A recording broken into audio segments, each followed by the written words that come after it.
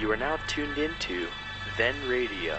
If you enjoy our videos, we ask that you consider joining our Patreon to support our channel. Don't forget to like and subscribe so that you never miss a new video. We hope you enjoyed today's episode, and as always, thank you for watching.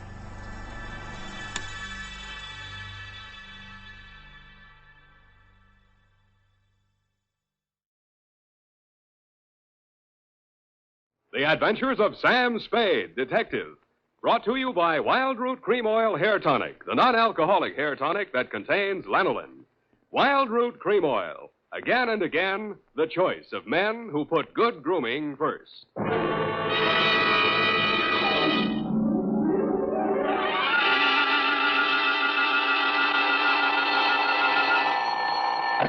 Sam Spade Detective Agency. Hello, sweetheart. It's only me. Oh, Sam. Why so modest? Women, Effie. Age cannot weather nor custom stale their infinite variety. Huh? Against their incalculable wiles, mere man is a leaf in the wind. Oh, Sam, do you really... Oh. Who was she and how windy was it? Cyclonic, Effie. We had to close every window in the house. But If you will just contain your natural feminine curiosity for a few moments, I'll be right down to dictate my report on the bow window caper.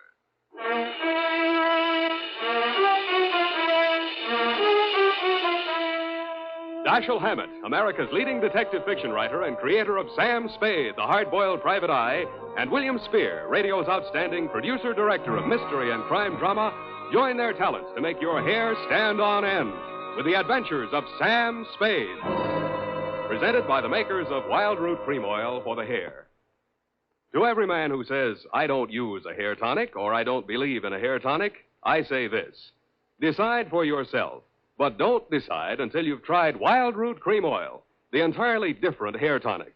There's not a drop of alcohol in Wild Root Cream Oil, and it contains soothing lanolin. What's more, it grooms your hair the right way, neatly and naturally. So get the big economy-size bottle and the handy new tube at your drug or toilet goods counter. Wild Root Cream Oil Hair Tonic. Again and again, the choice of men who put good grooming first. And now, with Howard Duff starring as Spade, Wild Root brings to the air the greatest private detective of them all in The Adventures of Sam Spade.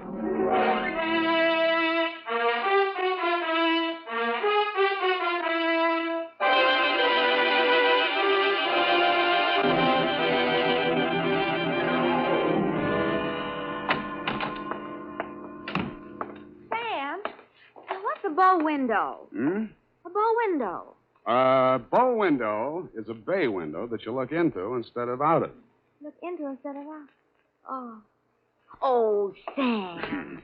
Get your book, Panther Girl, and slink on in. Well, what was she trying to see through the bow window? I mean, whose house was it? Her own. But if it was her own house, then why would she It just goes to show you, darling, what some women will stoop to. It does? Mm-hmm. There was a low window. Oh. Well, whenever you're ready, Sam. Date November 10. 9th. 9th. Correct. 1947. To Dr. Helmut Ries. I was right for once. Yeah. From Samuel Spade, license number 137596. Subject, the bow window caper.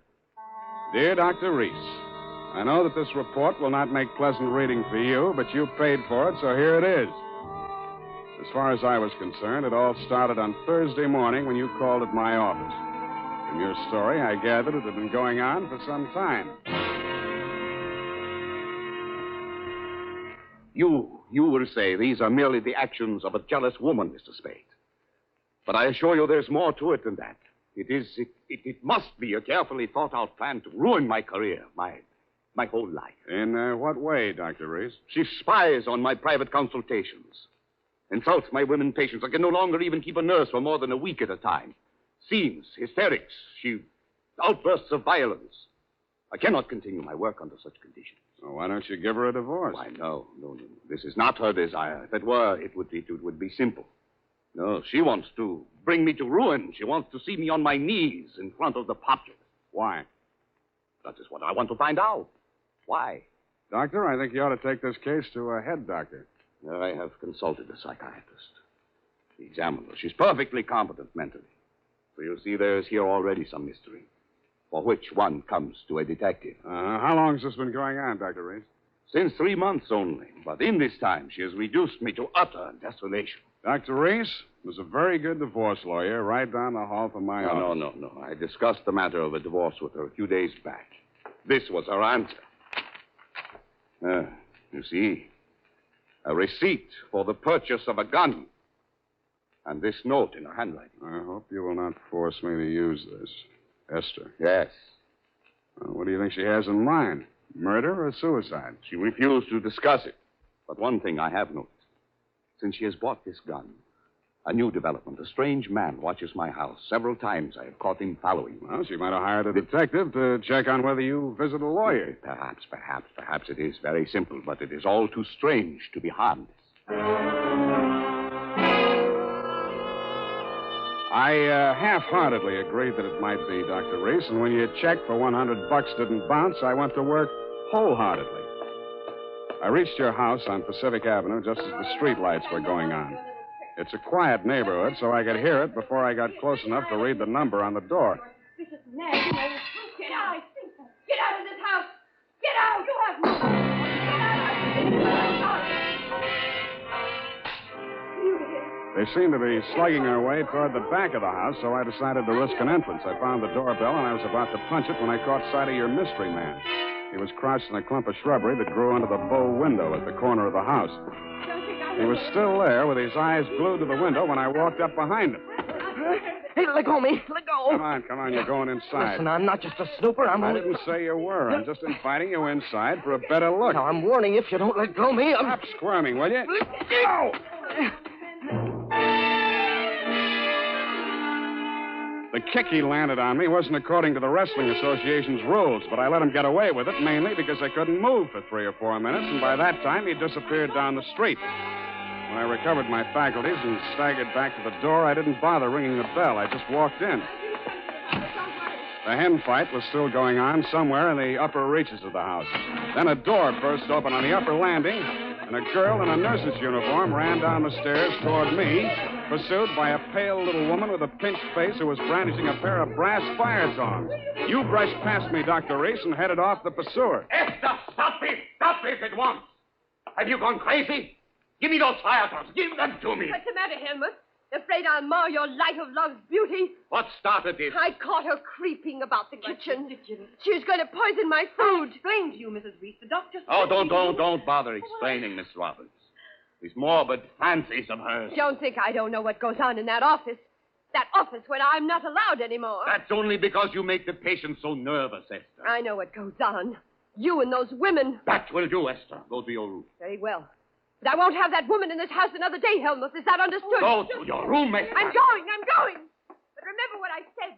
I've warned you both. I can't. There, Miss Roberts. Now don't. There. I can't stand anymore, Doctor. I tell you, it's making me a nervous wreck. I just... Dr. Reese. Huh? Oh, Mr. Spade. You saw, you heard? Yeah. Come into my office. We'll talk. I think we'd better. Doctor, there's still one more patient waiting to see you, Doctor. Well, have her wait a little longer. Yeah. This way, Mr. Spade.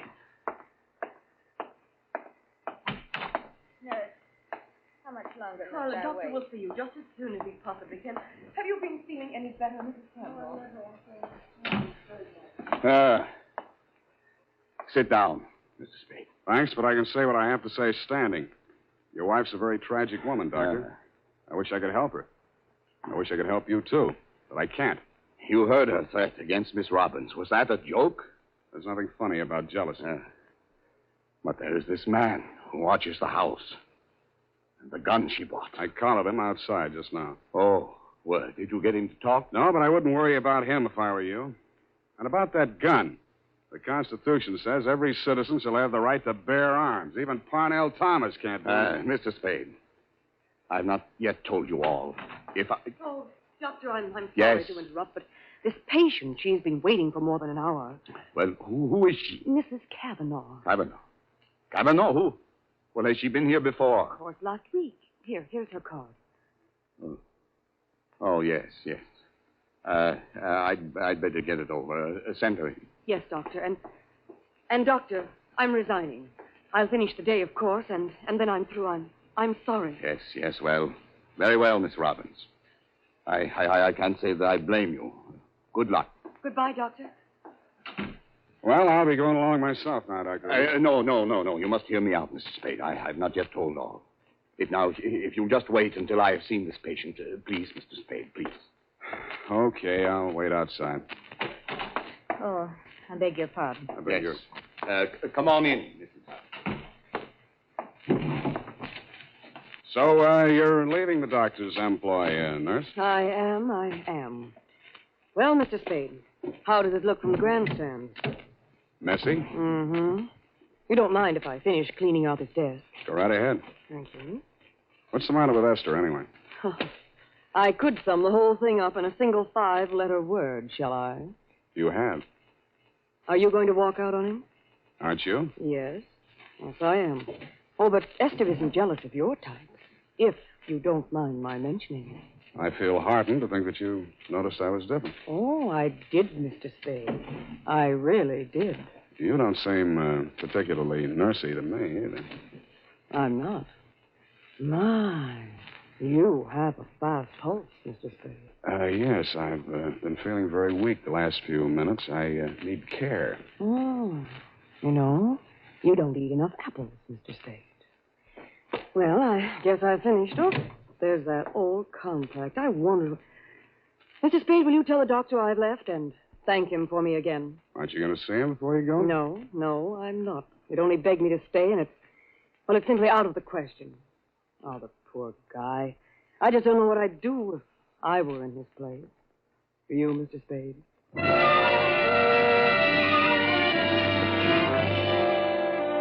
I did, and I told her. She told me I was a victim of hypertension and left me with my mouth open and no thermometer in it. 5 minutes after she'd gone out through the front entrance, your wife came down the stairs looking knowingly at me and the door to the doctor's office and left by the same route. 10 minutes after that, I was halfway through a 1937 National Geographic that was the latest edition on the waiting room table, and had reached the 3rd paragraph on the natural beauties of Winona County, Minnesota. But I never finished it. I will be back in a minute.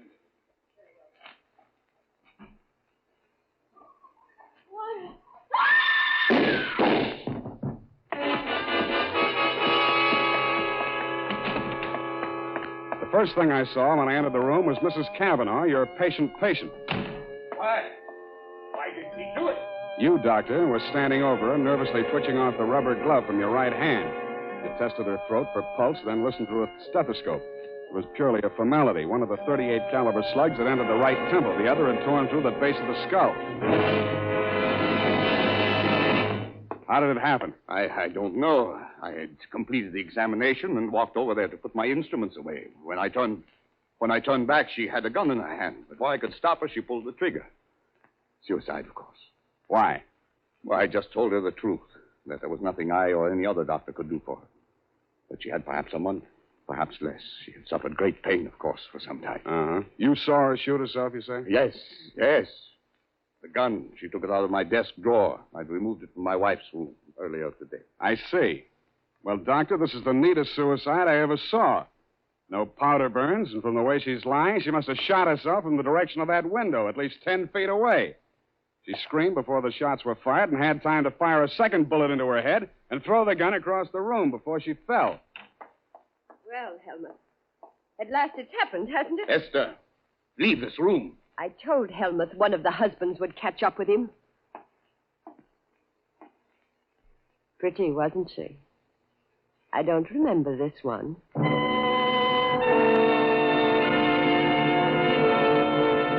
The expression on your face might have been horror or fear or both, Dr. Reese. But your wife was smiling. When my eyes left her face, I noticed a leaf clinging to the hem of her coat. It might have come from the shrub that grew up against the house. And her shoes were splotched with mud that could have and probably did come from the cultivated flower bed just outside the bow window.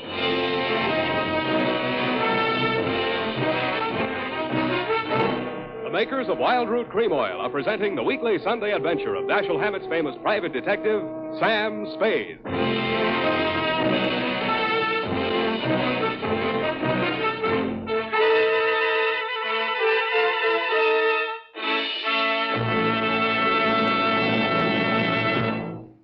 now, here's important news on good grooming. Better than 4 out of 5 users of Wild Root Cream Oil say they prefer Wild Root Cream Oil to all other hair tonics. Here is new and even more conclusive evidence that Wild Root Cream Oil is again and again the choice of men who put good grooming first. So if you want the well-groomed look that helps you get ahead socially and on the job, listen. Recently, thousands of people from coast to coast who bought Wild Root Cream Oil for the first time were asked, how does Wild Root Cream Oil compare with the hair tonic you previously used? The results were amazing. Better than 4 out of 5 who replied said they preferred Wild Root Cream Oil. And no wonder. It gives you the advantages that men consider most important. Wild Root Cream Oil grooms your hair neatly and naturally, relieves annoying dryness, and removes loose dandruff. What's more, non-alcoholic Wild Root Cream Oil is the only leading hair tonic that contains soothing lanolin. That's like the oil of your skin. So ask for Wild Root Cream Oil. Again and again, the choice of men who put good grooming first. And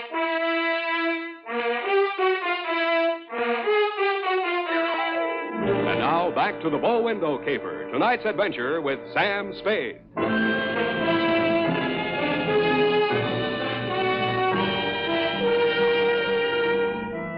Obviously, there were 2 equally good suspects in the Kavanaugh murder. Either your wife had killed her in a jealous rage, or you'd killed her with your wife's gun to frame her for the murder. I decided to let the police worry it out and went home to bed. The morning headlines were a bit of a surprise. Nurse sought in shooting of mystery woman. Item. The cops had found Celeste Robbins' fingerprints all over the murder gun. And item. Mrs. Kavanaugh, the murdered woman, had given a vacant lot as her address, and her body was lying unclaimed at the morgue. I decided to pay her a visit.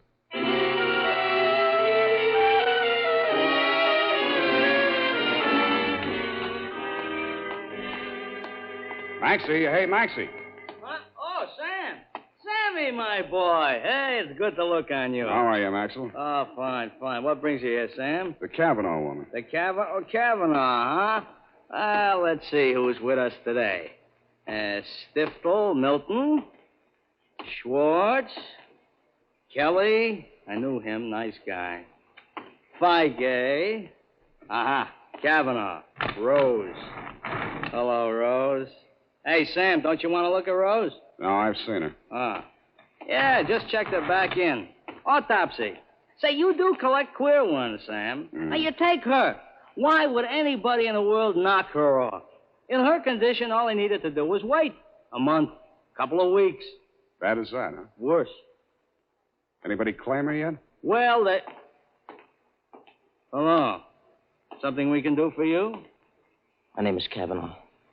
I've come for my wife. He was standing with his back to me, and I didn't get a good look at his face until he walked over to the desk with Maxie. The voice tipped me even before I saw the face. It was the man I'd caught outside your office window less than half an hour before the murder. If he recognized me, he didn't let it show. I waited while he went in with Maxie. When he came out, there were tears streaming down his face. I'd been waiting for 2 reasons. I had some questions to ask him, and I had wanted to pay back that jolt he'd given me the night before. I left without doing either.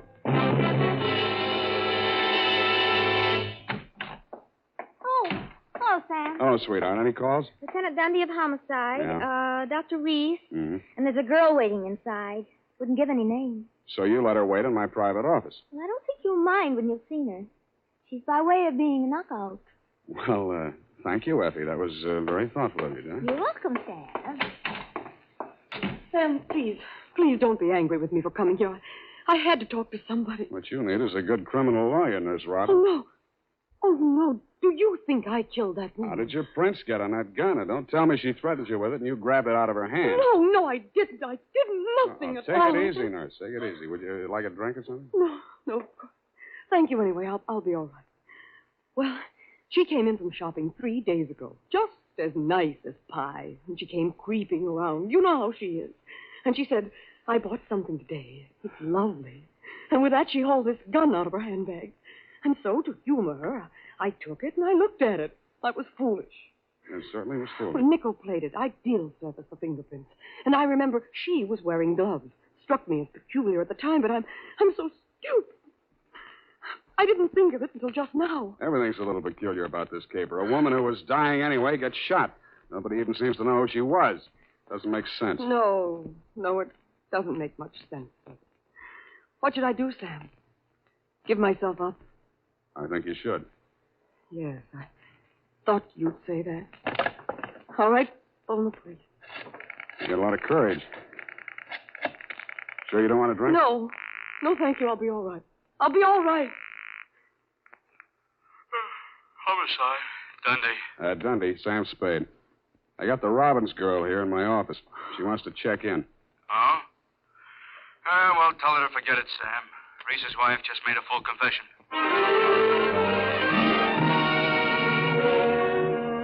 That tore it. In my anxiety to see how you were bearing up under the shock, Doctor, I blew $1.50 of your money on a taxi all the way out to your address on Pacific Avenue. To my astonishment, you were wearing a look of real distress. I don't understand it, Mr. Spade. This confessing, it's not like her. It's all too strange to be harmless. Dr. Reed, I'd like to talk to you alone. Do you mind, Mr. Spade? Go right ahead.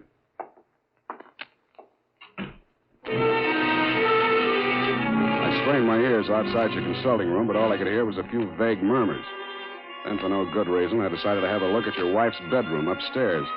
The cops had been there before me, so I didn't expect to find much, and I didn't. I was tapping the woodwork for secret panels or something when I heard a heavy tread on the stairway. I wheeled around, my hands inside my coat. A jolly-looking character in coveralls was standing in the doorway. Home Electronics. I beg your pardon? Hagen, Home Electronics. I come to take the equipment. What equipment? The dictograph. She don't need it no more. Ask me, she hurt too much. Mrs. Reese had a dictograph installed? Yeah, a rental-type installation. This here's a speaker. My own design. Looks like a portable radio, don't it? Yeah, where's the other end? Where's the microphone? It's in the doc's private office. You interested, eh? Yeah, turn it on, will you? Oh, sure. We'll get it tuned in a minute here. Oh, feedback. Wait a minute, I'll fix it. Let her talk. What can she tell? I don't know. But it's uncanny the way she Nice, knows huh? things. Every word we spoke together. That's because of the dictograph. Neat rig, huh? Shut up. My angel, we cannot allow this terrible tragedy to come between us. We love each other. Nothing can change that. Oh, boy. That's as nice, ain't it? Quiet. I just know, please don't. Now stop it, Helmut. I don't want you. Please don't. What is it, Celeste? What has happened to Jane? What has happened? You asked that. When I've been attacked by a madwoman and accused of murder all in the space of 12 hours. But it's all over now. Just so, Helmut. Yes, it's all over. Well, can't you turn it up a little more? Oh, sure. Turn it up. Hold it. Over. It's over. And I'm very, very ashamed. I suppose it was my usual thing. I always get sorry for a poor, weak man and get involved. But this time, I'm sorry for her. Celeste, please. When I was a kid, I liked it. It used to make me feel powerful and, well, to watch them squirm. But it's no fun anymore watching another woman in the agonies of jealousy. And you, I thought you were just weak. You're a brutal, unscrupulous murderer. What are you saying, Celeste? You killed Mrs. Cavanaugh. Why, that's impossible. You stood deliberately in that window and you fired 2 shots right at Hey, what gives you? Why weren't my rehearsed the fingerprints players? on that gun? Because you were wearing your rubber gloves, Doctor. Celeste, don't say any more. No.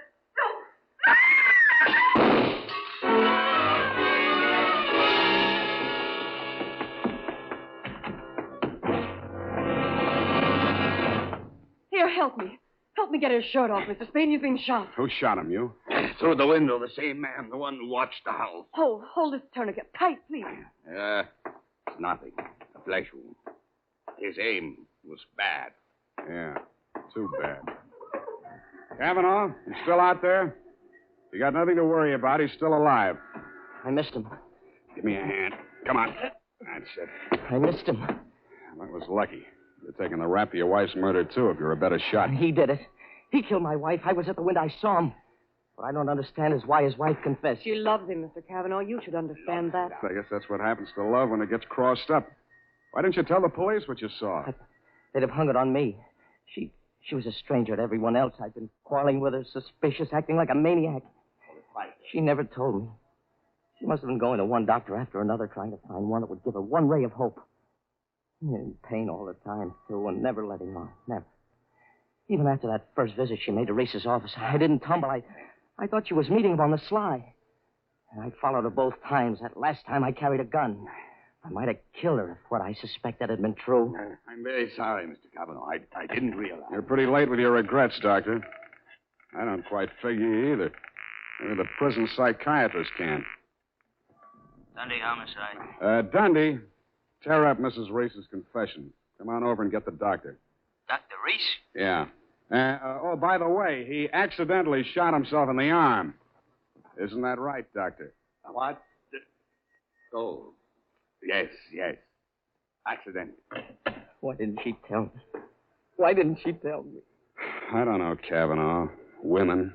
Sometimes they make too much sense, or we don't make enough, or maybe we're all crazy.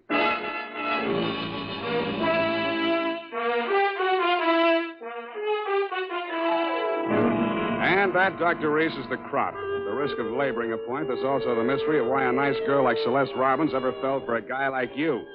You'll have plenty of free time to think it over between now and the trial. If you find the answer, drop me a line. Period. And a report. You know, Sam, that's Celeste. I like her. I wish we could do something for her. Well, I've already thought of that, Effie. Oh? What are you going to do, Sam? Type that up, sweetheart, and I'll write you a happy ending. Here's how you can find out whether the hair tonic you're using today is giving you what you ought to get in good grooming. Ask yourself, does my present hair tonic groom my hair neatly and naturally, or does it leave my hair sticky or greasy? And does it relieve dryness and remove loose dandruff, too? Or does it do just a halfway job? Unless you can honestly say that your present hair tonic does all that for your hair, you owe it to yourself to try Wild Root Cream Oil right away. Try Wild Root Cream Oil and see for yourself how it improves your appearance, grooms your hair neatly and naturally, relieves dryness, and removes loose dandruff. It's non-alcoholic and contains soothing lanolin. Get the big economy-size bottle and the handy new tube that's easy to pack when you travel and grand for the bathroom cabinet. Don't delay. Get it today. Wild Root Cream Oil Hair Tonic. Again and again, the choice of men who put good grooming first. Oh, here's the report, Sam. You want to read it over? I do not. File it under F for forget. About that poor Celeste, Sam. Oh, yeah. Well, I made a date with Celeste to take her dancing tomorrow night. She needs cheering up, you know. Well, what for? Well, you said she needed help. Well, that isn't exactly the kind of help I had in mind. Oh. I don't see why it's necessary Effie, to take... we must each of us give a particular kind of help each of us is particularly equipped to give. Very well. She used to make over men just to get the other women jealous. That she did. Aren't other women silly to allow themselves to get jealous when they know just what she's up to? Idiotic. Just idiotic. Sure thing. And go home, Effie. I'm a lousy dancer. Oh, very well. Have fun, Sam. Good night, Sam. Good night, sweetheart.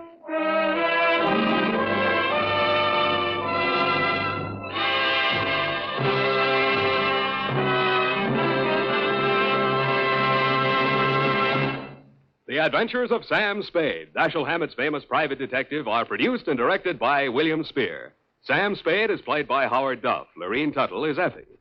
The Adventures of Sam Spade are written for radio by Bob Tallman and Gil Dowd, with musical direction by Lud Gluskin.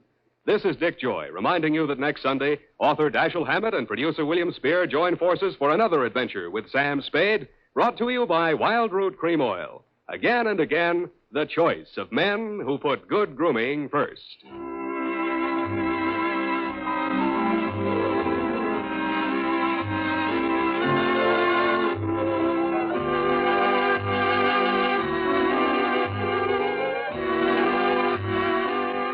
Smart girls use Wild Root Cream Oil, too, for quick, good grooming and to relieve dryness between permanents. Mothers say it's grand for training children's hair.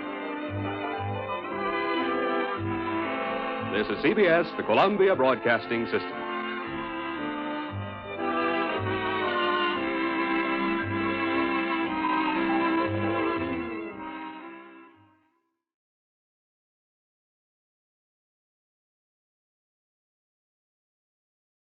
The Adventures of Sam Spade, Detective, brought to you by Wild Root Cream Oil Hair Tonic, the non-alcoholic hair tonic that contains lanolin. Wild Root Cream Oil. Again and again, the choice of men who put good grooming first.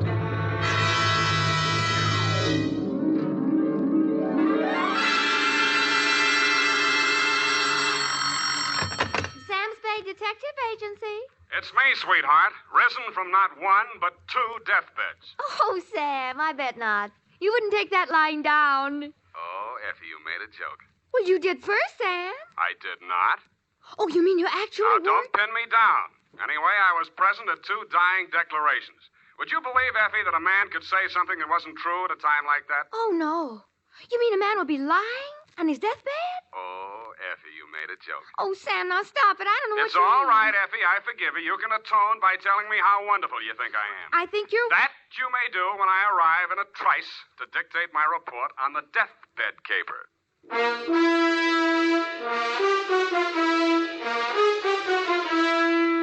Dashiell Hammett, America's leading detective fiction writer and creator of Sam Spade, the hard-boiled private eye, and William Spear, radio's outstanding producer-director of mystery and crime drama, join their talents to make your hair stand on end with the adventures of Sam Spade. Presented by the makers of Wild Root Cream Oil for the hair. Tell me, mister, how many times a day do you have to comb your hair? Not many, I'll bet, if you groom it right, first thing every morning with Wild Root Cream Oil. For this famous hair tonic grooms your hair neatly and naturally and helps it to stay that way throughout the day. Wild Root Cream Oil also relieves dryness and removes loose dandruff. With Wild Root Cream Oil, you don't have to keep combing your hair every 2 minutes. That is, unless your gal can't resist running her hands through it. Get Wild Root Cream Oil Hair Tonic. Again and again, the choice of men who put good grooming first. And now, with Howard Duff starring as Spade, Wild Root brings to the air the greatest private detective of them all in the adventures of Sam Spade.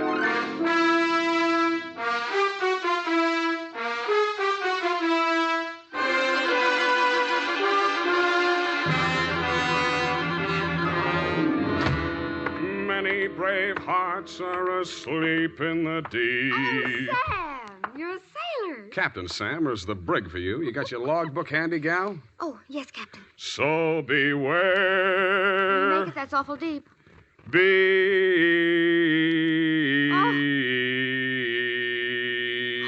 Date, June 20th, 1948. Where? Oh, Sam. I have no shame. To Marin County Sheriff's Office, San Rafael, California. Attention, Deputy Woodington from Samuel Spade, license number 137596. Subject, the deathbed caper. Dear Bill, the dawn came up like thunder out of Chinatown across the bay. In San Francisco, all we could see was fog. But on your side, it must have lifted briefly because somebody named Dan Starbuck managed to find his way to a phone booth, call me, and ask me to meet him at the 3rd Street Pier in Sausalito.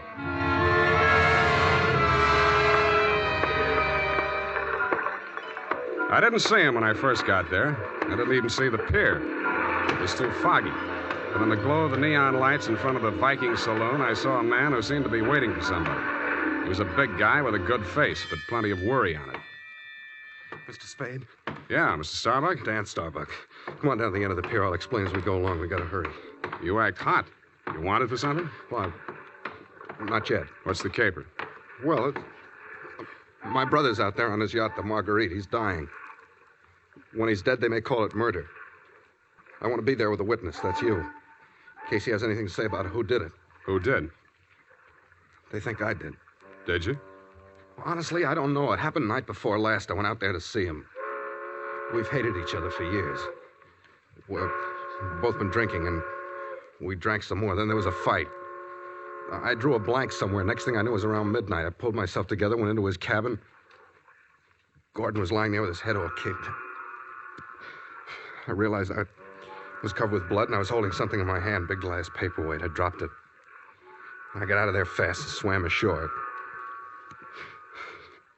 I planned to tell you a different story, but that's it. You want the job or not? You think you'll make a deathbed statement that'll clear you, and you want me for a witness? Yeah, that's it. You got a lot of guts. I'm hired. Good. Halverson? You down there? Halverson! Who's Halverson? He's a boatman. He'll row us out. Halverson? Hey, Nils? Donnie? Yeah. Is that you, Casino? Sure. Can I do you some favor? I want to go out to the Marguerite. I can't find Halverson anywhere. Well, I guess I can take you.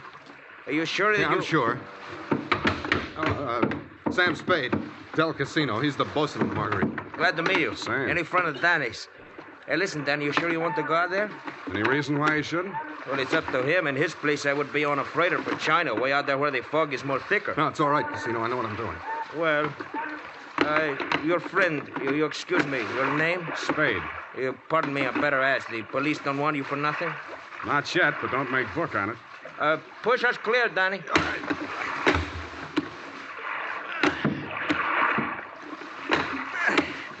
This fog is closing in, but I can still see the lights from the Marguerite. I wish we don't find her.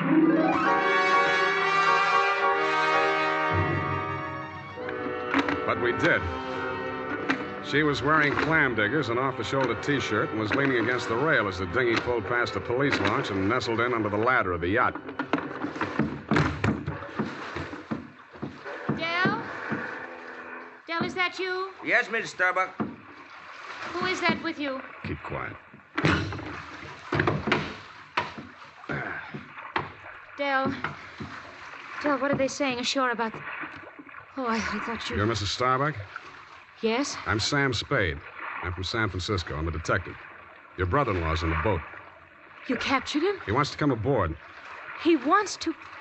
Why? He's hoping your husband will say something to clear him before he dies. Is there any reason why he shouldn't come aboard? Oh, there's every reason in the world why he shouldn't. The police are in there with my husband right now. Yeah?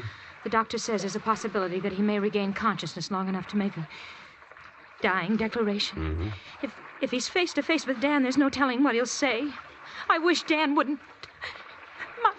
My husband is dying. Dan? Yeah. What'd she say? I don't know, but I think you better come aboard.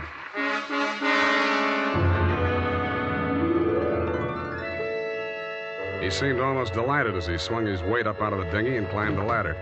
Del Casino, the bosun, followed, wearing a puzzled expression that turned to fear as we entered the cabin.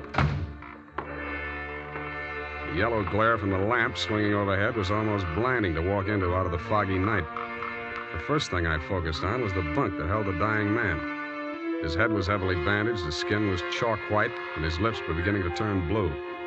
The room was tense with waiting. Ranged around him in a semicircle were the supporting players. 2 doctors, 1 family type with a nurse, 1 police medic without, 1 sheriff with cigar, 1 police stenographer, female, with pencil and notebook poised, 9/10 of a widow, and us. At 18 minutes past 7, somebody moved. It was the dying man. The 2 doctors rushed forward, took his pulse and blood pressure. Let's go. Adrenaline 3cc, Carmine 1, saline solution. All right, Sheriff, he's conscious now, but you'd better hurry. Margaret. Mr. Starbuck, you can hear me all right? Take that down. Can you hear me? Affirmative answer. Now, Mr. Starbuck, we have to ask these questions. 1, what is your name? Please try to answer. What is your name? Gordon M. Starr. You got that? What is your name? Gordon M. Starr? That's close enough. Fill it in later. Now, Mr. Starbuck, where do you live? Where do you live? I'm dead. You got that? 077 Marymount, Pasadena. Hey. Now, Mr. Starbuck, let's try a little harder. This is a long one. Have you been injured, and what was the cause of your injury? Yes. Hurts like... You got that? Affirmative. Now, the second part. What was the cause of your injury? Head. Hit on head. Do you believe that you're about to die as a result of your injuries, and have you no hope of recovery? I know. No hope. Now let's get to the point. Who inflicted said injuries? Mr. Starbuck, please, you haven't much time, you know. Go away. Doc, is there anything you can do? I'm afraid not. Oh, this is ghastly. Can't you leave him alone? Can't you let him die in peace? What are you afraid of, Maggie? What are you afraid he'll say? All right. All right, tell them, Gordon. It was Dan that struck you, wasn't it? He was jealous. He always hated you for marrying me. It was Dan. Now, Mrs. Starbuck, I know how you feel, but we can't allow this sort of thing. Please step aside so we can finish up here. That's it. Mr. Starbuck. Doctor? Very low pulse. I'm not sure whether... Stand here. Here I am, Gordon. Tell him the truth. Do you identify this man, Mr. Starbuck? Yes. He's my brother. You got that, Brother Dan? He's the one. He's lying. Gordon, you know who did it. Why don't you tell the truth? What do you got to lose now? Nothing. I'm finished. Got that? You finished me. Gordon! Gordon, not yet. Now come back. Doctor, can't you... He's dead. Well... Okay, Doc. Dennis Starbuck, it is my duty as sheriff of this county to take you into custody on suspicion of murder. And I must tell you that anything you say may be held against you. You'd better come along, too, Spade. Routine questioning, you know. Okay, Sheriff. And I don't think we'll need the handcuffs, will we, son? No, I'll go with you.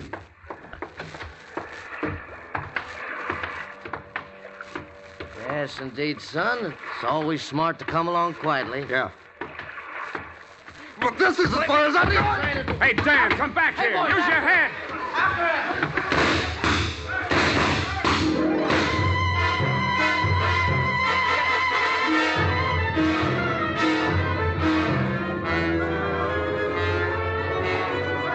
He only had one friend. He was the best friend in the world for a man on the land, the fog. The searchlights on the police launch spun frantically as the craft heeled around in a half circle to head him off. Instead of cutting the fog, the beams from the powerful lights bounced back from it and blinded the men behind them. After 10 minutes of that, they gave up. The sheriff had a theory. Don't worry. Between the fog and the currents, I doubt if we'll make it. We'll probably recover the body in the morning. And they did. But it wasn't Dan Starbuck's body. It was the bosun, Del Casino. And he was found in Richardson Bay, adrift in the dinghy from the Marguerite.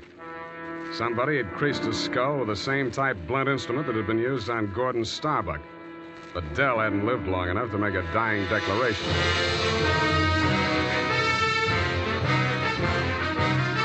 The makers of Wild Root Cream Oil are presenting the weekly Sunday adventure of Dashiell Hammett's famous private detective, Sam Spade.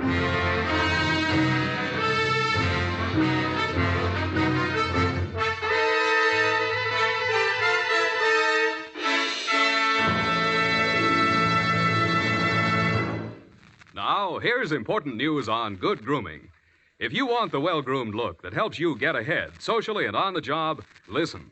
Recently, thousands of people from coast to coast who bought Wild Root Cream Oil for the first time were asked, how does Wild Root Cream Oil compare with the hair tonic you previously used?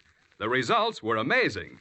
Better than 4 out of 5 who replied said they preferred Wild Root Cream Oil.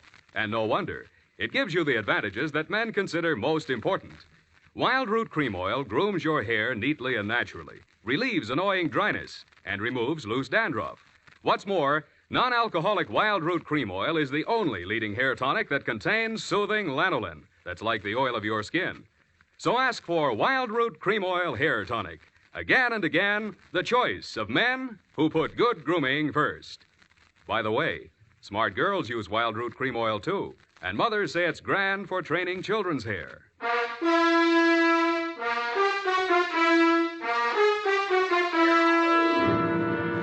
And now, back to Caper with 2 Deathbeds. Tonight's adventure with Sam Spade.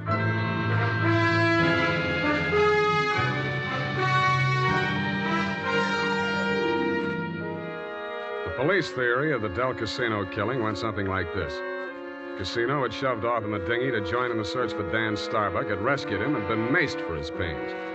Also found in the dinghy, but not as yet worked into the police theory, were 2 items. 1, a waterproof wallet containing the seaman's papers of one Nils Halverson. 2, a tattoo mark on the right bicep of the deceased. A small heart with a name in it, Maggie. The brand new widow of the same name was waiting in my office when I got there the following afternoon. Hello.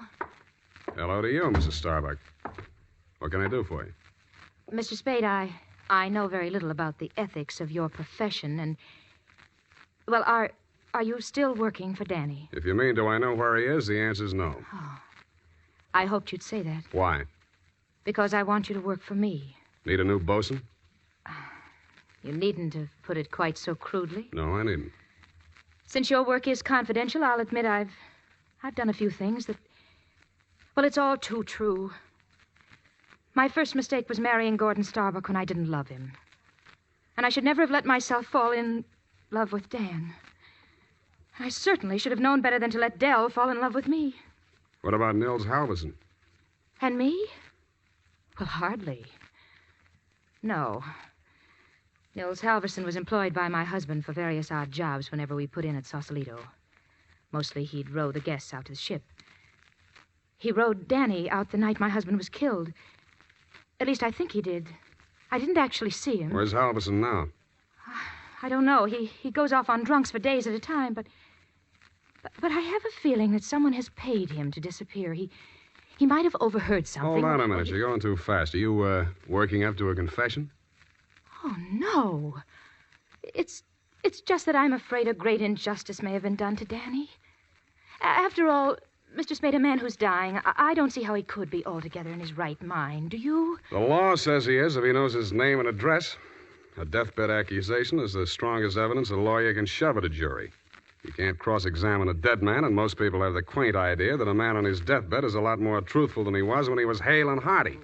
Then you think Gordon may have been lying? Could be, or wool gathering, or picking up some of the lines you were feeding him. Oh, I was just afraid he might die before he... You see, I thought I might shock him into saying yes or no. He could have said no, couldn't he? Well, make up your mind. Oh, all I know is it's on my conscience now. If we could find old Halverson and force him to tell what he knows. He's a very strange man. He's devoted to me. If the police find him before I do, he might refuse to talk out of a mistaken loyalty. To you? Well, I meant if he thought I had anything to do with the... Well, he's very strange. I told you that. What makes you so sure he's alive? Why wouldn't he be? If I'd been the killer and he'd rode me to and from the scene of my crime, I'd see him secured in Davy Jones' locker. Fish feed, lobster bait, asleep in the deep. Will you work for me? I'll let you know.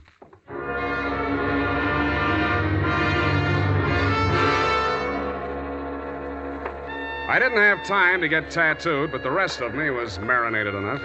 On my head, I was wearing a dirtied-up yachting cap. And the rest of me, I was wearing a pea jacket, dungarees, and sea boots. I was also wearing clamshell number 5 as I rolled up to the Viking saloon.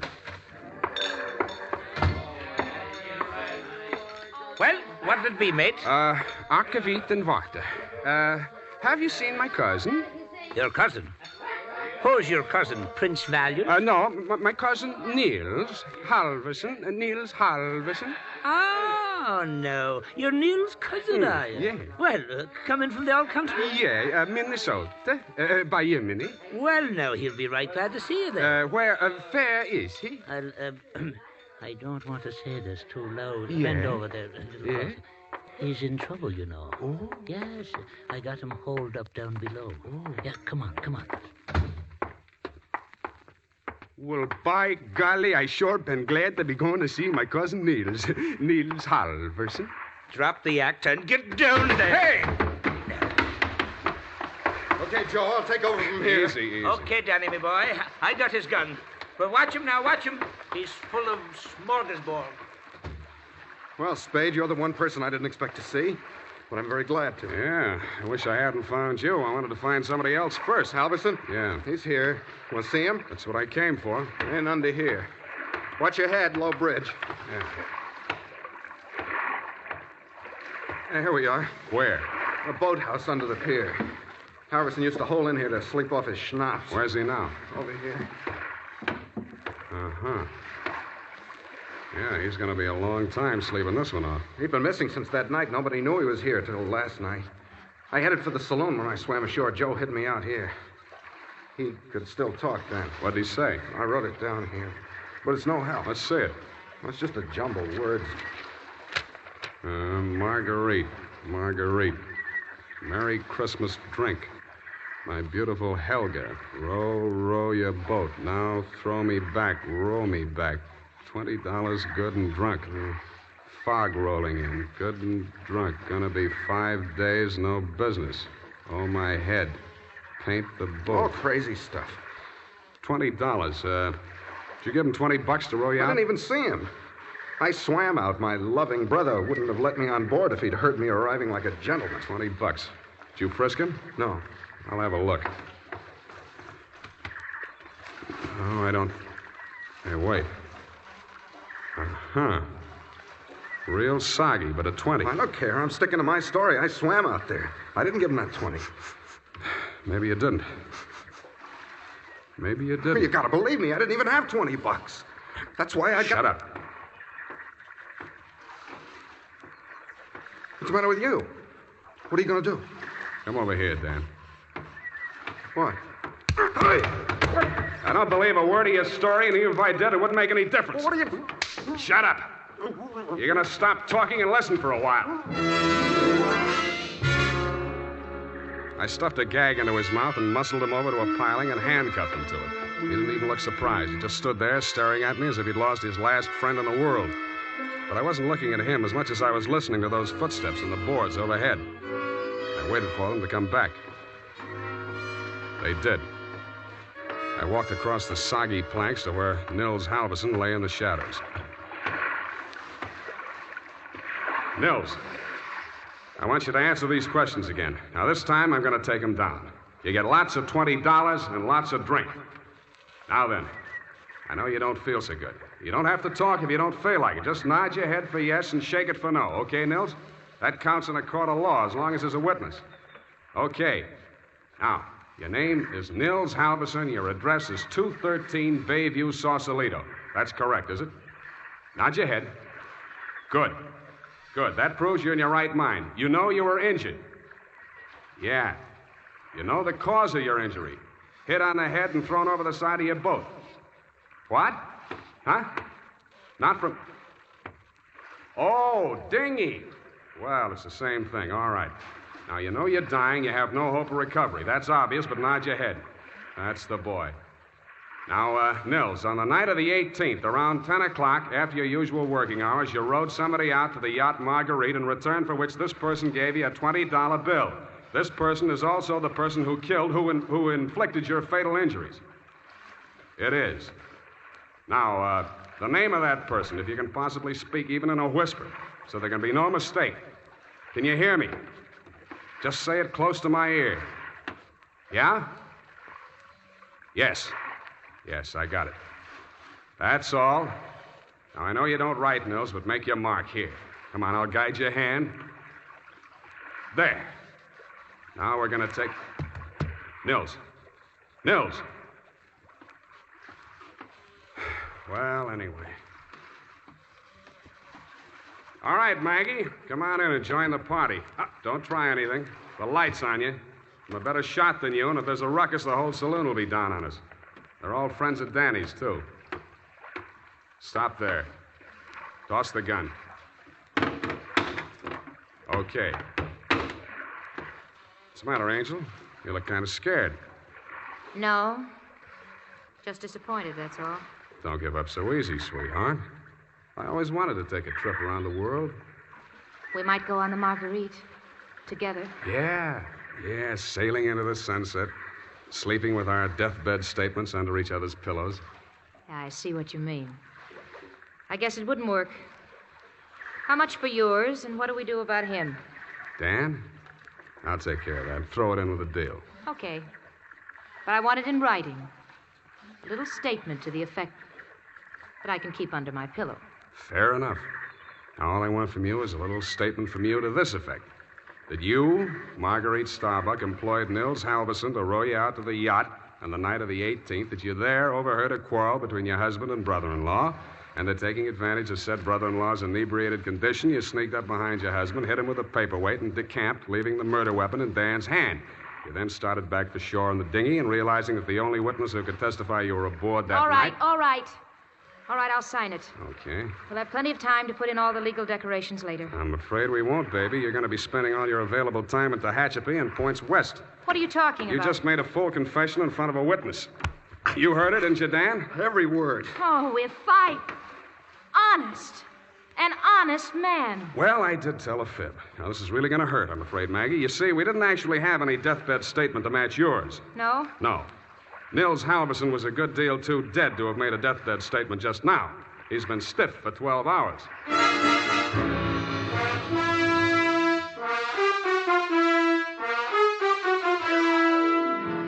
Period, and a report.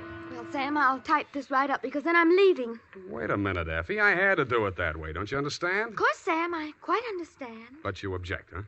A cruel, ruthless, murdering, though beautiful woman, foiled by a clever ruse, a great acting performance by the greatest private detective of them all. Is that all? You're still leaving. Yes, Sam, my bags are packed. Well, pardon me for having feet.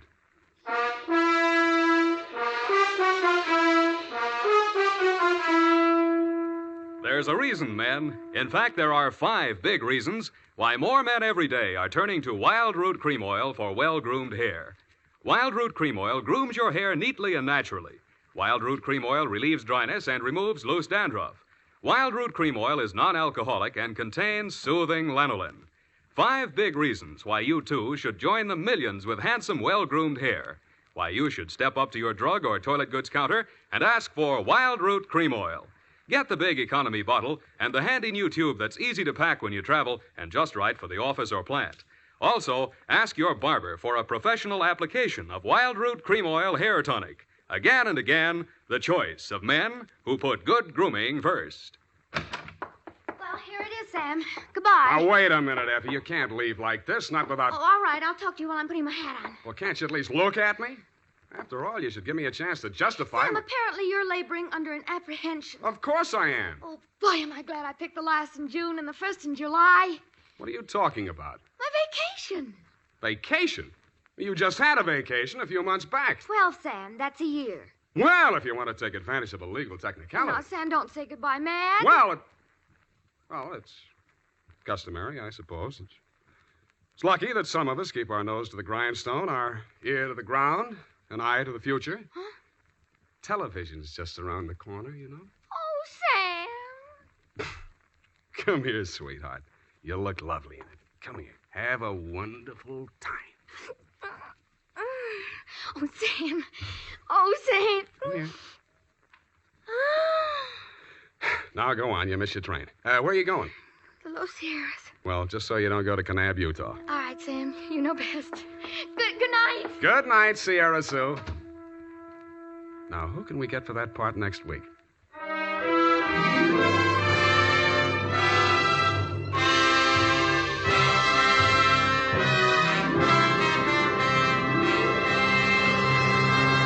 The Adventures of Sam Spade, Dashiell Hammett's famous private detective, are produced and directed by William Spear.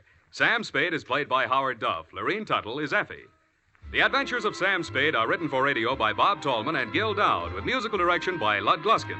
Join us again next Sunday when author Dashiell Hammett and producer William Spear join forces for another adventure with Sam Spade, brought to you by Wild Root Cream Oil. Again and again, the choice of men who put good grooming first. This is Dick Joy reminding you to... Get Wild Root Cream Oil, Charlie. It keeps your hair in trim. You see, it's non-alcoholic, Charlie. It's made with soothing lanolin. You better get Wild Root Cream Oil, Charlie. Start using it today. You'll find that you will have a tough time, Charlie. Keeping all the gals away. Hiya, Baldy. Get Wild Root right away. This is CBS, the Columbia Broadcasting System.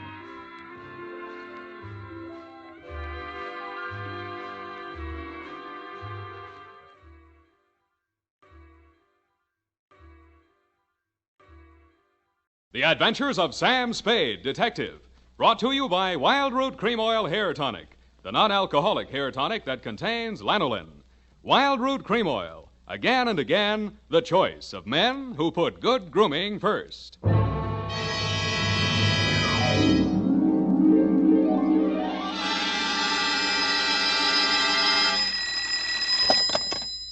Office of Samuel Spade, Private Investigations. Good morning. Evening. Effie? Miss Perrina's on a vacation. Perhaps I may be of assistance, no doubt. I don't know. To whom am I speaking to? I am sorry. I cannot divulge that information to an entire stranger. May I take a message? Look, Miss Whoever you are, I don't want to discommode you, but I am sorry, but I will have to ask you in no certain terms to resist from this line you are handing me. I am not the type secretary. Forget it. I'll just call Miss Perrine long distance and dictate my report over the phone. Oh, my stars and garter, how utterly gouch of me, Mr. Spade. Oh, I'm Bernadine, Effie's relief. I mean yours. I could use some. Oh, shall I send out for some medicine? Yeah. The phone number's on the wall behind the water cooler. Tell them the 100 proof, bonded, and hang the expense. I'll be right down to dictate my report on the bail bond caper.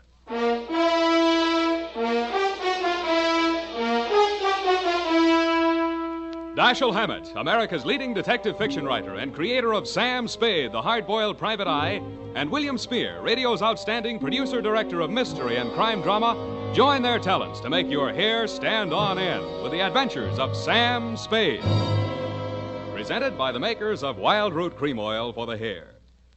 Only 3 days left, gals, and June, the month of weddings, will be over. But don't worry, there are still 187 days left in leap year. Still time to snag the man of your dreams. You know, the one who uses Wild Root Cream Oil on his hair. He and millions of other men use Wild Root Cream Oil daily because Wild Root Cream Oil grooms the hair so neatly and naturally, relieves dryness, and removes loose dandruff.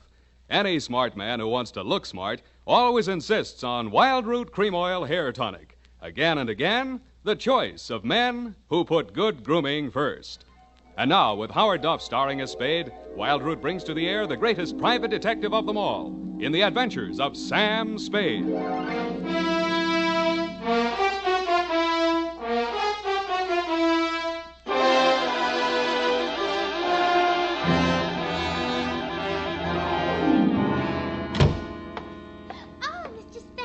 You are, Mr. Spade. You just gotta be. Yes, but why? It was fate.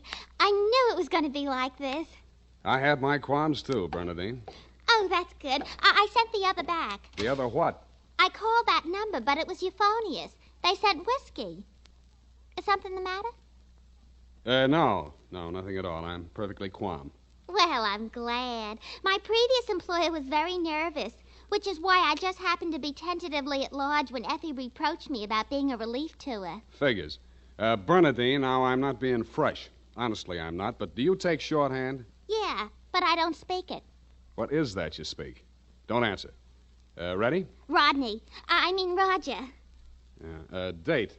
I'll have to ask my mother. Down, Bernadine. Date, June 27, 1948, to Miss Effie Perrine, care of Perry's Lodge, Kanab, the Pearl of the West, Utah. What? Oh, wrong letter. I'll get to that later. Date, June 27, 1948, to Leo M. Scarlett, care of Leaf Branch, Root, Knox and Wood, attorneys at law, 333 Pine Street, San Francisco, from Samuel Spade, license number 137596. Subject, the bail bond caper. Dear Leo, I'm sorry things turned out the way they did, Leo, and I'd like you to know how I got into it. It wasn't for the reward. I don't take rewards. I'm not in love with your wife, no matter what she says, and I wasn't sore at you about anything. I was just sitting in my office, minding my own business, when the door opened, and Vivian walked in. She looked every bit as beautiful as she did when she lived under me in Ma Tuttle's boarding house in 41. In fact, I didn't recognize her until she slithered out of her mink. Hello, Sam. Surprised to see me? Yeah, but I'm trying not to show it. What's on your mind? Is that all you've got to say to me, Sam? Well, you're here on business, aren't you? All right, I don't blame you. It all happened pretty sudden, Leo and me. I should have written or phoned you, I suppose, but somehow... Forget it, Vivian. Now, what do you need a detective for? You, thinking of divorce already? Oh, please don't, Sam. If it was a mistake, I'm the one who has to live with it, and I made up my mind when I married Leo. This time it's for keeps. No matter what. Mm-hmm. What's the what? He's in trouble, Sam. Well, that's nothing new. Well, this time I don't think it's his fault. When Leo went legit, he meant it. What's he say he's doing now? He's a bail bond broker. Judging from your new look, I'd say he's a success. Sam, a man called him on the phone today. I answered. He said his name was Holliday, but I recognized his voice. It was an old friend of Leo's, Charlie Rosenfoy. Charlie, huh? When did he get out? A couple weeks back. He was paroled. I don't know what he said over the phone, But Leo looked scared and sick. I don't wonder. The word around town was that Charlie took the rap for Leo. And I don't know anything about that. All I know is Leo's on the level now, and Charlie never will be. He did plenty on his own during that time he served. Well, I won't argue that, but from where I sit, it looks like Leo better start wearing a gun again. He has. That's what I'm so frantic about, Sam. You hear any of the conversation from Leo's end? He didn't say much. But I did hear him say, "All right, 10 tonight. I'll meet you there." That wasn't very smart of him. I know, but that's the way he is. It might be only for a payoff. I thought of that, too. But Leo hasn't got that kind of money. He's been dropping a lot at the racetracks lately. And even if he had it, he's not the type to pay blackmail. I don't like it. Why should I stick my neck out? Why did you have to come to me anyway? 'Cause I trust you, Sam. I know you were jealous of Leo. I was? Sam, if we ever meant anything... If you meant half the things you said to me when we... Stop it. That's blackmail. Oh, I feel so lost and alone. I don't know where to turn. Okay. I'll see what I can do. Oh, Sam, I'll make it up to you somehow. You see if I don't. Sure you will. And tell Leo to stop dropping his money at Tan Ferran. This is going to cost them plenty.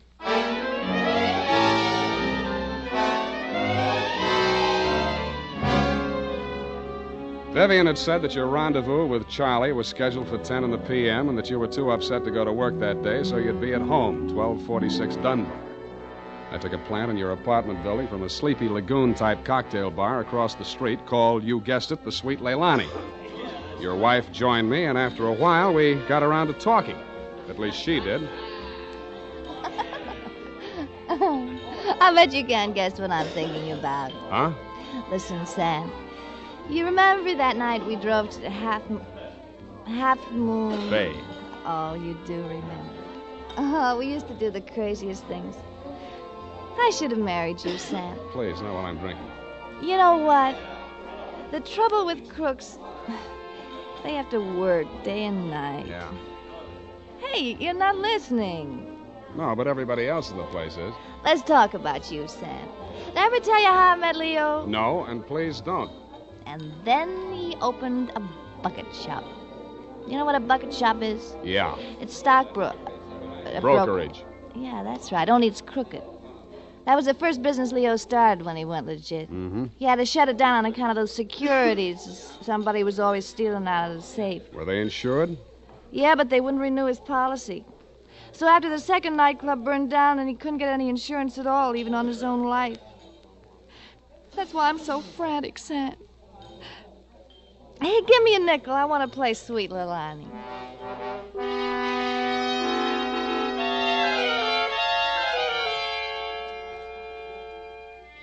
$50 nickels, and 2 hours later, Sweet Leilani broke under the strain, so we had Princess Papuli till even that gave out, and we were starting on the Hawaiian war chant when she disappeared through a door marked Wahines, Hawaiian for powder room, and never came back. Around 9:45, I mumbled something to the bartender about the lady will pay, put on my smoked glasses, and strolled out and across the street. You came out of the building a couple of minutes later. You led me a zigzag course up Merchant Street to Salon, across Salon to Commercial, down Commercial to Drum, and made a lateral pass over Drum back to Dunbar. Your destination, I'd never have guessed it, was the Sweet Leilani. Happily, they were not playing Sweet Leilani. It was very, very quiet. The regular customers had taken a powder, and I didn't blame them. In the new crop at the bar, I counted 10 broken noses, at least 5 broken paroles, assorted knife scars, and 4 pairs of cauliflower ears, and 1 maverick. You slid into a booth at the end of the bar, took the gun out of your shoulder holster, and laid it down on the table in front of you. I walked over, turned it around so it was pointing at the jukebox instead of me, and sat down. Some other time, Spade. Some other time I drink with you. I'm waiting for a friend. Why the gun? You selling it to him? Maybe I give it to him. Go on, you drink at the bar. It's kind of crowded. Looks like Charlie Rosenfoy's old mob. Who are they gunning for? You or Charlie? Why don't you ask them? What are you drinking, Leo? I was with that bottle all day. Got a bad taste. Do me a favor, Spade. There's a bar 2 doors down the street. Go drink there. There's my friend coming in the door. Any friend of yours is a friend of mine, Leo. Look, Spade. Hello, Leo. What's the matter? You bring a bodyguard to meet your old friend Charlie? This shamus threw his weight in here. I didn't ask him. I don't need him. Huh. That sounds like the old Leo Scarlatti I used to know. The name is Scarlet. Oh, pardon me. I've been on the rock for so long, it's hard to catch up on all the changes. There's been a war, Charlie. Anyone tipped you to it yet? You got a smart bodyguard, Leo. Let's talk. Let's go somewhere else and talk. I like it here. Okay, we start. How come you tipped the mob we were coming here? You promised you wouldn't. Like the Shamas, they got a drink somewhere. All right, say what's in your mind and I'll go. Yeah, and if you don't mind, I think I'll do my drinking at the bar.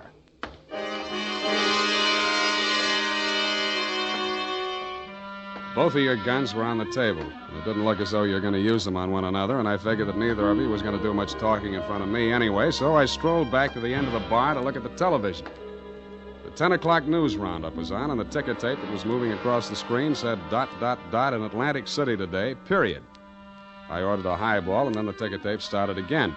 This time it said San Francisco, $1 million bail bond robbery. $1 million in negotiable bonds is tonight in the hands of a group of daring hold-up men who commandeered an armored truck at the very portals of the police department in the Hall of Justice.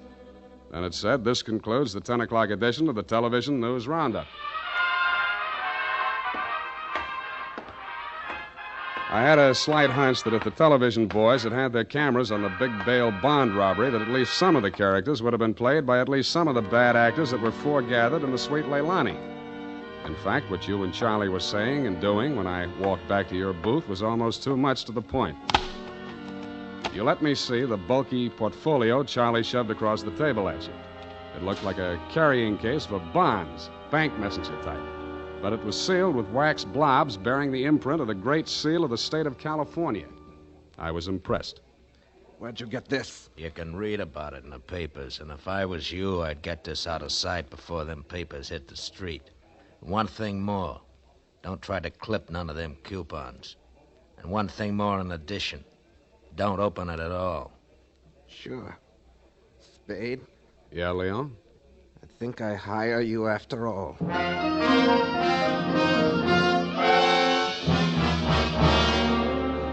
I took the job, and you handed me the portfolio.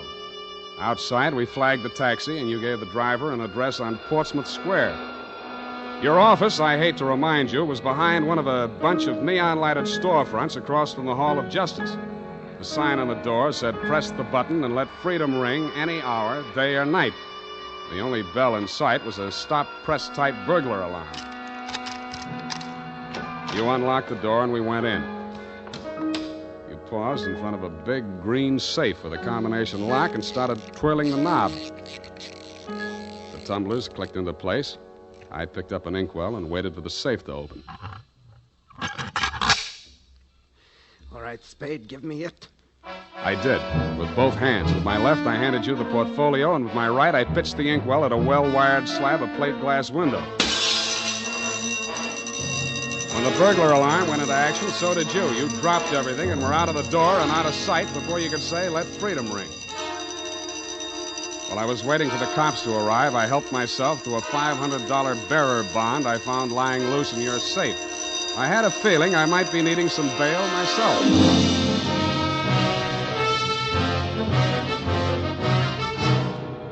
The makers of Wild Root Cream Oil are presenting the weekly Sunday adventure of Dashiell Hammett's famous private detective, Sam Spade.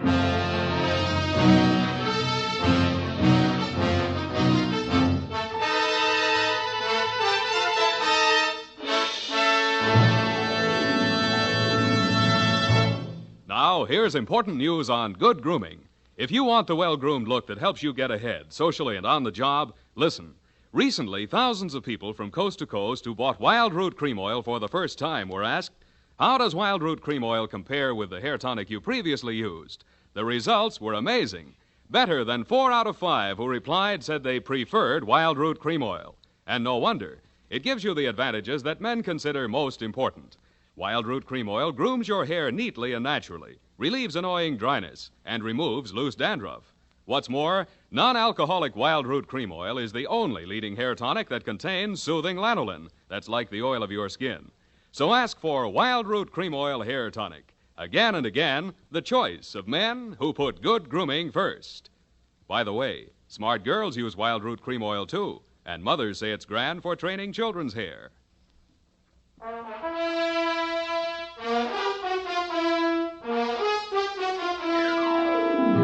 And now, back to the bail bond caper. Tonight's adventure with Sam Spade.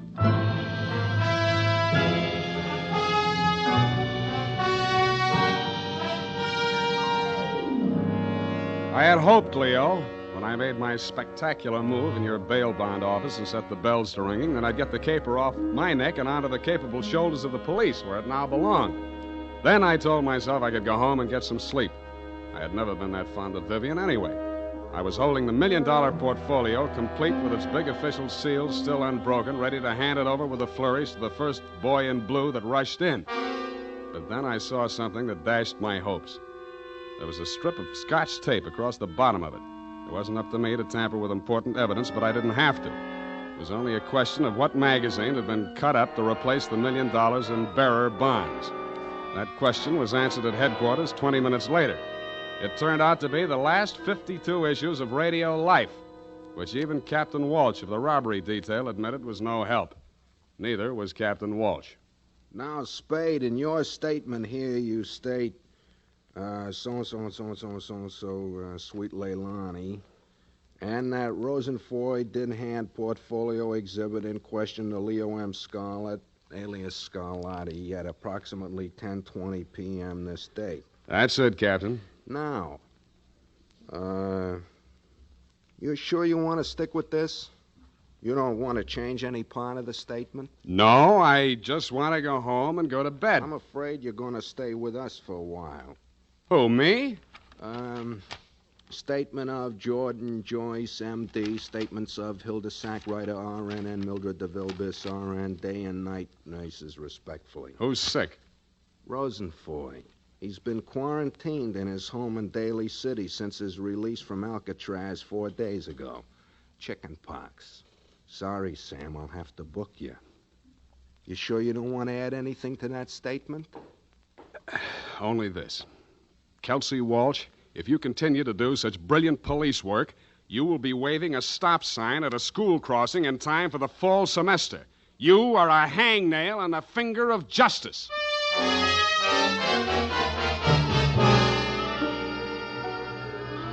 I thought I had been courteous and cooperative, but even so, it was the middle of the afternoon by the time they set my bail.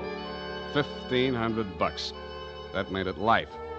But I hadn't had time to hang the curtains in my cell when I got even worse news. My bail had been posted by who? Vivian, a banana peel, and the steps of progress. She met me outside. Well, aren't you going to thank me?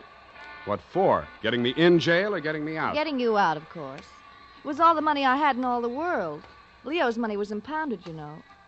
But, Sam, when I thought of what you and I once meant to each other, and maybe we still could... Yeah. Well, you'll get your money back. I'm not really guilty. Oh, I know that. What else do you know? I guess it's safe to talk. Leo phoned me today. Where is he? He wouldn't say. Some pay station. He kept putting in nickels. Sam, you've got to talk to him. You've got to convince him it's best to give himself up. Now you're beginning to make sense, sweetheart. But how can I get to talk to him? I've arranged it. He's to meet us at the Club Leilani.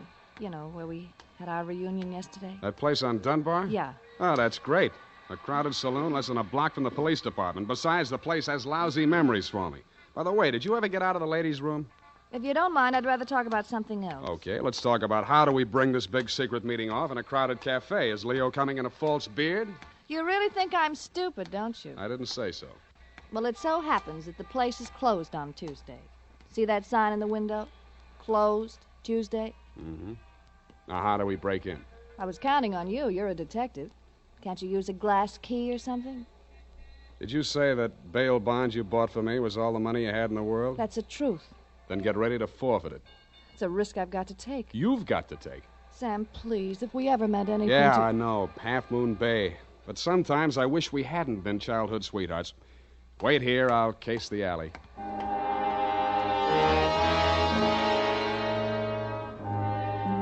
The alley wasn't much better. There were 2 windows, washroom type, all glass brick, except for 2 small ventilators big enough to put your hand through. The only hope was the kitchen skylight. I didn't have any trouble getting up to it, but once I was there, things didn't look so good. The view from the roof was a garage door with 2 green lights flanking it. Then it struck me where I was and why I was there. The Club Leilani backed directly on the Hall of Justice where the big bail bond robbery had taken place at 5 p.m. the night before. Without further ado, I put my foot through a pane of the skylight, reached in, unlatched it, and dropped.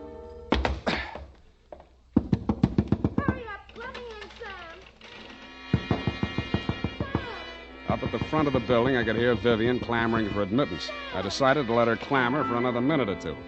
It isn't a thing I often do, but I walked resolutely into the ladies' powder room. It was very well equipped.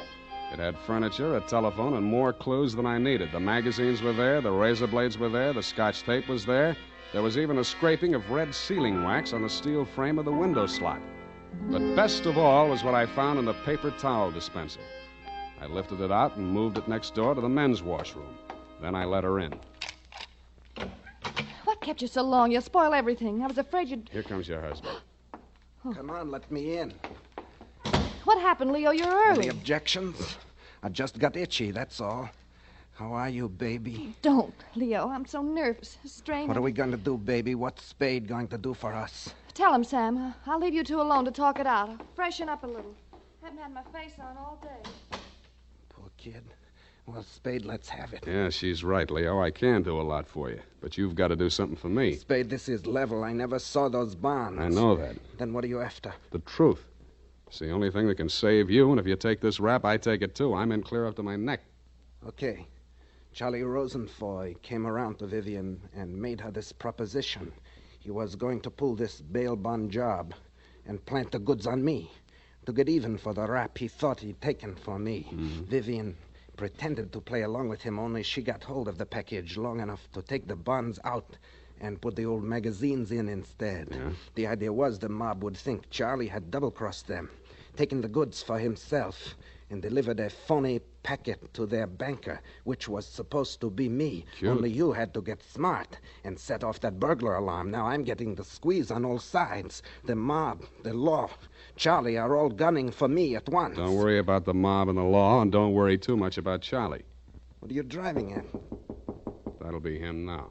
Who tipped him I was here? Get back in the corner. It's dark in here. He'll never see you. I'll take care of him. All right. Hello, Charlie. Who? Come on in. Oh! Good boy, Spade. Get his gun. You're my friend. Sure, I'm your friend. Come here. Yeah, sure, Spade. Pleasant dreams, fellas. Now I act. Hey, Charlie! No, Leo!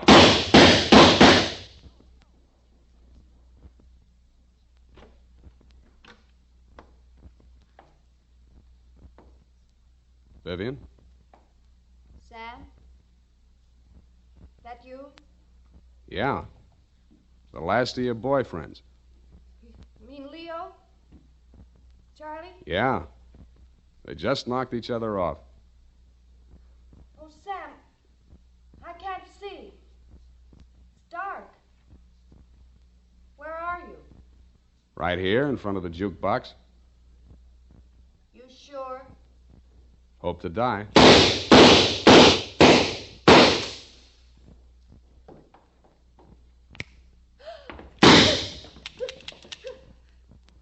Drop it, Vivian.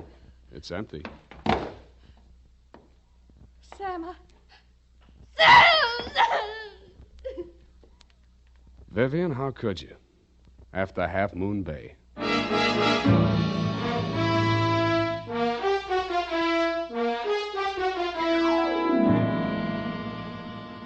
I'm sorry I had to knock you boys out, Leo, but better lumps than bullet holes, eh? After she started wrapping up the caper, it wasn't too hard to figure what she was up to, providing you could keep her smoke out of your eyes. She told Charlie how to operate on you and told you how to operate on Charlie. $1 million for her and 2 dead gangsters lying on the floor of an empty joint where they'd shot it out. The secret of the missing bonds would have to be written off by the police as having died with either one of whichever of you ever had them. Period. End of something. Pardon me, Mr. Spade. I know you're tired, and if your toothbrush, please feel free to elude the whole matter, but... Yes, okay, let's do that. Thank you. Effie said that you were always glad to qualify any little points that she didn't understand. Mm-hmm. She said that, did she? Yeah, but she also said that quite accidentally that you sometimes leave things out that should be left in. Bernadine, times are very bad. They're cutting salaries everywhere. But where were they during the whole affaireous affair, if you'll pardon the expression? The bonds? In the paper towel dispenser. Didn't I say so? Oh, that's what you moved to the men's. Mm-hmm. But how did they get there? In the Walreenies, if you'll pardon the expression. Simple. When the thieves whizzed through the alley after the heist, Vivian had her well-manicured little lunch hook thrust through the window slot to receive them. Oh, that's how the red sailing wax got there. Bernadine, you're spectacular. Now go and type this up. You're making me nervous.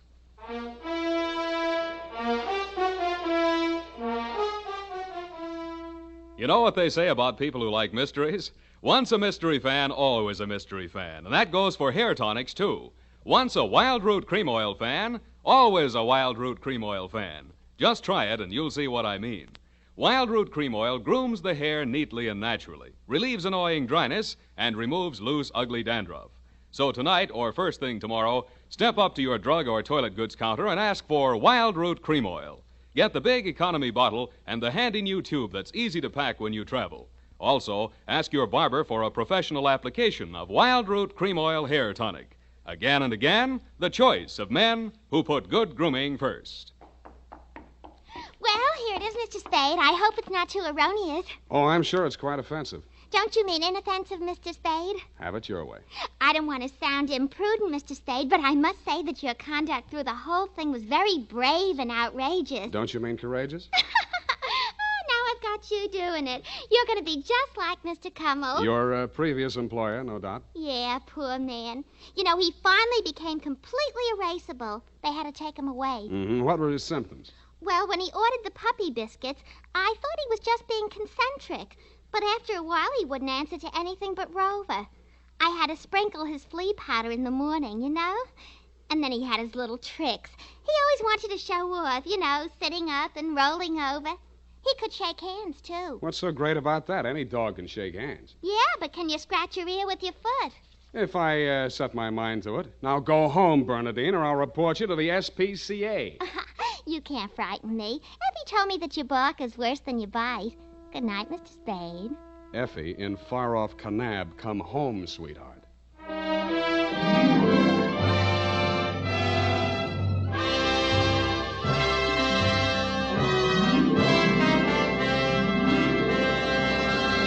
The Adventures of Sam Spade, Dashiell Hammett's famous private detective, are produced and directed by William Spear.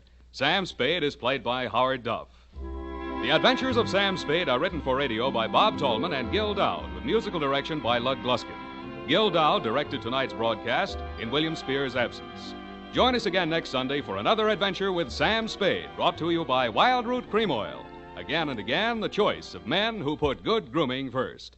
This is Dick Joy reminding you to get Wild Root Cream Oil, Charlie. It keeps your hair in trim. You see, it's non-alcoholic, Charlie. It's made with soothing lanolin. You better get Wild Root Cream Oil, Charlie. Start using it today. You'll find that you will have a tough time, Charlie, keeping all the gals away. Hiya, Baldy. Get Wild Root right away. This is CBS, the Columbia Broadcasting System.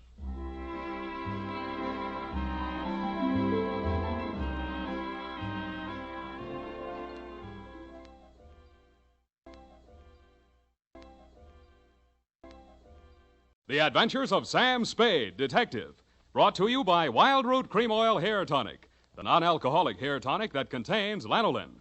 Wild Root Cream Oil. Again and again, the choice of men who put good grooming first.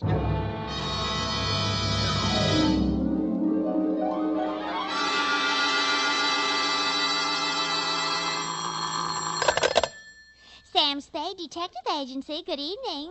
That sounds funny in dialect. Good evening to you, and happy 4th of July, Bernadine Hemp.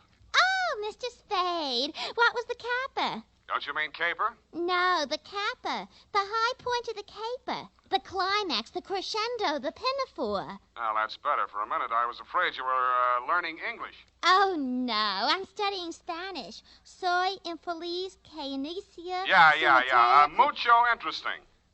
Gracias.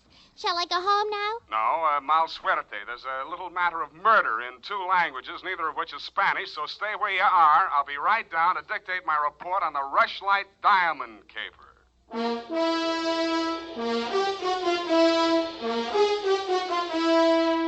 Dashiell Hammett, America's leading detective fiction writer and creator of Sam Spade, the hard-boiled private eye, and William Spear, radio's outstanding producer-director of mystery and crime drama, join their talents to make your hair stand on end with the adventures of Sam Spade. Presented by the makers of Wild Root Cream Oil for the hair. Listen, men, to this holiday tip on good grooming. To help spark up your whole appearance, first be sure that your hair is well groomed. Be sure it's groomed with popular Wild Root Cream Oil Hair Tonic. Wild Root Cream Oil grooms your hair neatly and naturally, the way you like it, the way she likes it. Wild Root Cream Oil also relieves annoying dryness, removes loose, ugly dandruff. So look your best all the time by sprucing up right with Wild Root Cream Oil Hair Tonic. Again and again, the choice of men who put good grooming first.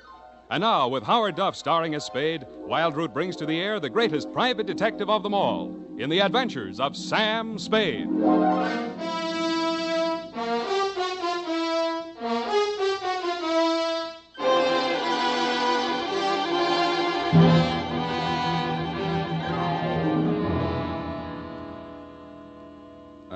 Date, July 4, 1948, to Mrs. May Rushlight, 21A, Granite Court. From Samuel Spade, license number 137596. Subject, the Rushlight Diamond. Dear Mrs. Rushlight, it was the kind of nice, relaxing assignment that comes my way just often enough to remind me that gumshoeing can be respectable. There was an air of quiet elegance about 21A, Granite Court, and about the butler who answered the door. He took in my rented gray topper and doeskin gloves, nodded approvingly at my wing collar, watered silk ascot, pearl gray waistcoat, morning coat, pinstripe trousers, and my spats with the mother of pearl buttons, and asked me if I were a florist. I set him to rights, and he led me up a flight of stairs to the early A.M. annex of your morning room. Mr. Samuel Spade. You're just on time, Mr. Spade. Mrs. Rushlight will be pleased. I'm Nancy Ward, Mrs. Rushlight's social secretary, and if you don't think that's tough to say, try it. Mrs. Rushlight's socials? What's tough about that? You'll do. Definitely you'll do. Shall we dance? I will dance at her wedding. But don't get me wrong, I'm not secretly in love with Ralph Rushlight, and the bride is lovely. Just hate to see all that money going down the drain. Is there anything else you think I should know? You know what your job is. You're supposed to guard the wedding presents. That's simple because it's nothing but a lot of cheap silver. And stay away from the champagne. It's non-vintage. The food will be foul. The guests are the most dismal aggregation ever assembled. Sounds like a lovely party. I arranged the whole thing. I told you she's a lovely bride. What'd she ever do to you? I'd rather not say. I don't want to sound bitter. This way, Mr. Spade. The old hat... Mrs. Rushlight will see you now. Thank you, Florence Nightingale. Nancy? Oh. This is it, darling.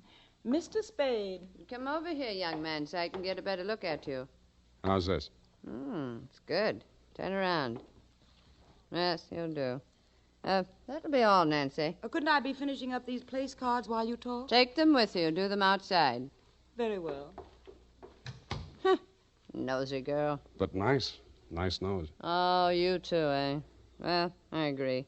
That's why I'm marrying off my nephew to that wretched girl, Lotte Van Eyck. Have you ever seen Bugs Bunny, Mr. Spade? You don't mean the... They protrude. The ears? No, the teeth. Oh. As my late husband used to say of her mother, she could eat a tomato through a tennis racket. Oh. There's only one thing that'll prevent this wedding from being an utter disaster. She doesn't understand much English. What's the matter with your nephew? A great deal, but it doesn't show. Suffice it to say, he has criminal tendencies and the mentality of a snail. Mrs. Rushlight, I don't like to seem forward, but why are you telling me all this? Oh, you're supposed to mingle with the guests. You'll need some conversation. Now, as to your assignment. The bride, being what she is, the wedding presents are hardly worth guarding, except for one. Ironically enough, it's from me. What is it, a machine gun? Oh, that's good. Oh, excuse me, I must write that down. And then tear it up immediately. Oh, dear. No, Mr. Spade. But it's bad luck, the Rushlight diamond. You've heard of it? Something about it in the American Weekly a while back, wasn't there? Yes, yes. It's not as large as the Hope diamond, but there's not a flaw in it. My late husband, Roy Rushlight, bought it for his first wife. She sank with the SS General Slocum in Hellgate, the East River, 1904, over 1,000 lives lost. Luckily, she was wearing a paste copy at the time. I was only a young girl when I married Mr. Rushlight, and fool that I was, I signed anything his lawyers asked me to sign. After his death, I discovered that the diamond was to be mine only until the marriage of my husband's male heir, at which time it must go to his bride. Well, that's too bad. You say, though, that the Rushlight diamond is bad luck. Oh, there's that, of course. I wonder if it's too much to hope. Well, I must go and help dress the bride. Go along downstairs, Miss Spade. Take this jewel case with you. Put it on the table with the other presents, and guard it well. So I took the old velvet-covered case you held out to me and checked the contents. It was an old-fashioned lavalier with a clear stone pendant only slightly smaller than an 8-ball. Didn't look like a diamond, but smooth-cut diamonds hardly ever do. It didn't look like bad luck either, but a mirror broke in the hall as I passed it, then I fell all the way down the stairs, and as I entered the ballroom, I knocked over a punch bowl. Nothing really terrible happened until just before dark when the guests began to arrive. In theory, a detective guarding wedding presents is supposed to make himself indistinguishable from the other guests. In practice, it never works out that way. He has to spend most of his time within sight of the booty, so he is very easily spotted. I don't believe it. He's too good looking. Oh, but he must be. He's not anybody we know. Well, ask him. It's leap year. Oh, here comes Colonel Bixby. He'll know. Wow. Beauty gathered round the booty, eh? And much more beauty than booty, though. Say, when are they going to hang the diamond on that drip? No, there's no way to talk about the blushing bride. Is that it in the crummy old case there? That case is heirloom, young lady. The stone that reposes in it is worth a king's ransom. Now take your grubby hands elsewhere. Be off with you. Go on. Well, just because he's going to give the bride away, he thinks he can order everyone around. Mr. Spade, allow me to congratulate you, sir. At these affairs, one all too often sees the detective on guard duty at the punch bowl. I was forewarned. Oh, yes, very bad champagne. Flat. I'll be glad when these ill-starred nuptials are consummated. And by the way, Bixby's my name, Colonel Lysander Bixby. Colonel? It is my melancholy and thankless duty to give the bride away to the hapless groom, Ralph Rushlight. However, it's much better to give than to receive. You tell that to May Rushlight, eh? You're quite a trinket. Mustn't touch. Grubby hands, remember? Oh, sense of humor as well as sense of duty, eh? Candidly, if I knew a place to fence it, I'd be the... Colonel Bixby. Oh, Miss Ward. How lovely you look. Poor Ralph. Mrs. Rushlight asked me to warn you to get ready. The bride will be down any moment. Oh, good grief. Well, I suppose I must steel myself. Where did I leave my glass? Keep your eye on that old goat, Mr. Spade. I don't trust him. Who is he? He's the only one here who knows why this wedding's happening. He's the bride's foster father. You mean he's got something on the family? You'll never know how much until you kiss the bride. Look, Nancy, it's none of my business, but I... Oh, starving. I'll have to go in now. Now, wait. What? How does it go? Speak now or forever hold your peace? No, I can't do that. Thank you for understanding.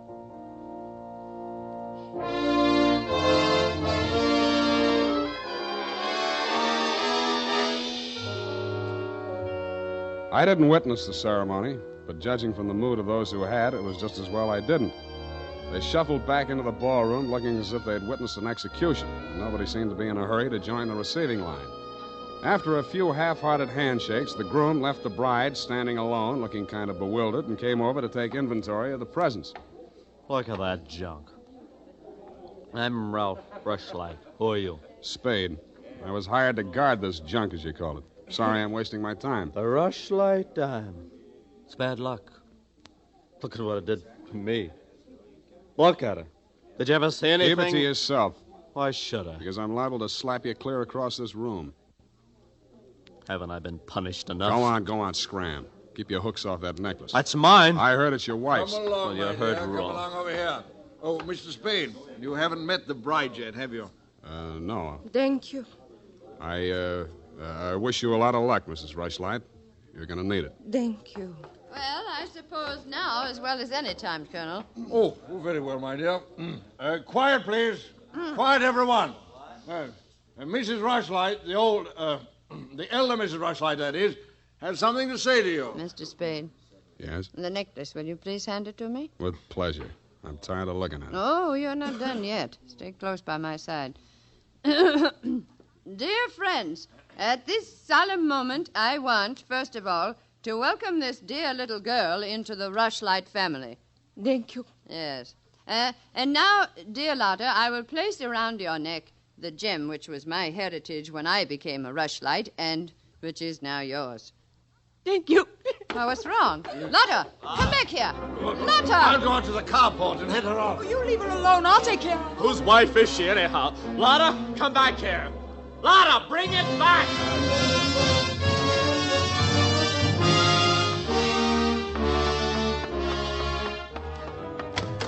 I was almost ashamed to join in the chase, but I had to because I'd been hired to guard the Rushlight diamond, and for my money, the best way to do that was to help her get away. Somebody got to her before I did. A strip of wedding gown satin marked the spot. The body lay crumpled under a hedge, but it wasn't the bride's body. It was the groom. He'd been stabbed to death with a pair of garden shears, which made sense. But what didn't make sense was that the necklace she'd been wearing was still clutched in his hand.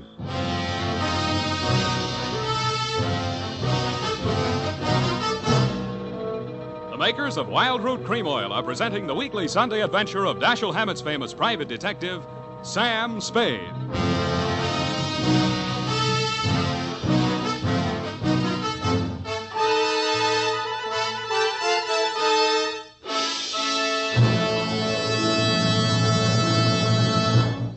If you want the well-groomed look that helps you get ahead, socially and on the job, listen.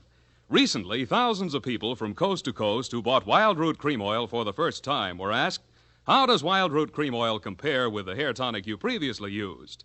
Better than 4 out of 5 who replied said they preferred Wild Root Cream Oil. And no wonder. Wild Root Cream Oil grooms the hair neatly and naturally, relieves annoying dryness, and removes loose dandruff. What's more, non-alcoholic Wild Root Cream Oil is the only leading hair tonic that contains soothing lanolin.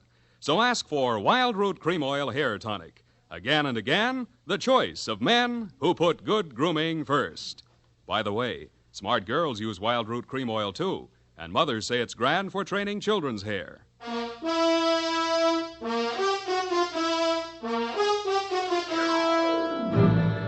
And now, back to the Rushlight Diamond Caper. Tonight's adventure with Sam Spade.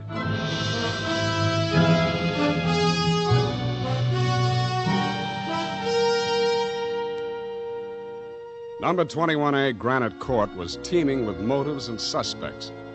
But the police were primarily interested in locating Lotta, the missing bride and widow of Ralph Rushlight. So was I. She looked like less work than the rest of you because if she had killed him, it was self-defense, if she knew enough English. By 10 in the a.m., when I checked in at my office, she was still successfully eluding the police dragnet. That was because nobody, including me, had thought of looking in my office. Wow. Good morning. Thank you. Is that all the English you know? Thank you. No. I want my necklace. The police have it. You go with me. Tell them who I am. Okay, but first I have to know who you are. Where you came from, what your connection with Colonel Bixby is. I am in Macassar being born. In Macassar? Dutch colony. Uh-huh. My father there 7 years ago dying is. When I 13 years old have arrived. I see. Colonel Bixby in San Francisco, the financial representative from my father was. I am adopted to him, not for a father, but so he takes care of my monies, which coming of age am I a rich Dutch woman. Uh-huh. But legally, he's your foster father. Yeah. Also, legally, I'm the wife of Rushlight. I want my necklace. You married him for the necklace? Yeah. Why did he marry you? For 1/2 of necklace when we sell. But all everything to take he wishes. You and Ralph were going to divvy the take from the Rushlight diamond, you thought. Yeah. And what was the colonel going to get? Money's for Mrs. Rushlight. Oh, no, wait, that doesn't make sense. Mrs. Rushlight stood to lose a small fortune by that marriage. Why should she pay the colonel to promote it? You the detective are? You said that. Where my necklace are. That I say. Yeah, well, look, I'm not as sure as I was. Wait just a minute. I'll check on it. Homicide, Lieutenant Dundee. Spade, Dundee. Yes, Sam. What's new on the Rushlight caper? Oh, you know I can't talk about the case, Sam. Oh. I got a line on that girl. Oh? Where is she? You know I can't talk about that, Dundee. Oh, you can't you? Well, let's see if this doesn't change your mind. The necklace we found on Rushlight's body was a phony, a paste copy. Uh-huh. Does that make her guiltier than she was before? Well, now she's got a motive. Throws all our previous theories into a cocked hat. Now, where's the girl? She's in my office, Lieutenant dear. Come and get her. Thank you.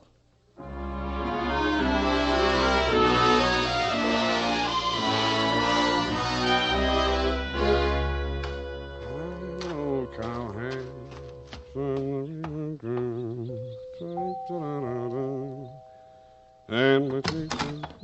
Oh, it's you, Sam. Back again? Yeah, do you mind? Well, that depends on who you came to see. You, sweetheart. Oh. But first, I'd like to talk to Mrs. Rushlight. Well, she can't see anyone. She's in a state of nervous collapse over Ralph's death. Oh, that's too bad. You seem to be holding up pretty well. Well, I'm relieved. He's better off dead than married to that. Yeah. Rushlight Diamond's still unlucky, you know. What do you mean by that? I was just trying it on for size. Uh-huh. Does it fit? Yeah, but you and Mrs. Rushlight are about the same size. Her nerves getting any better? You're the doctor. If you want to see her, go ahead. She's up there. Thank you.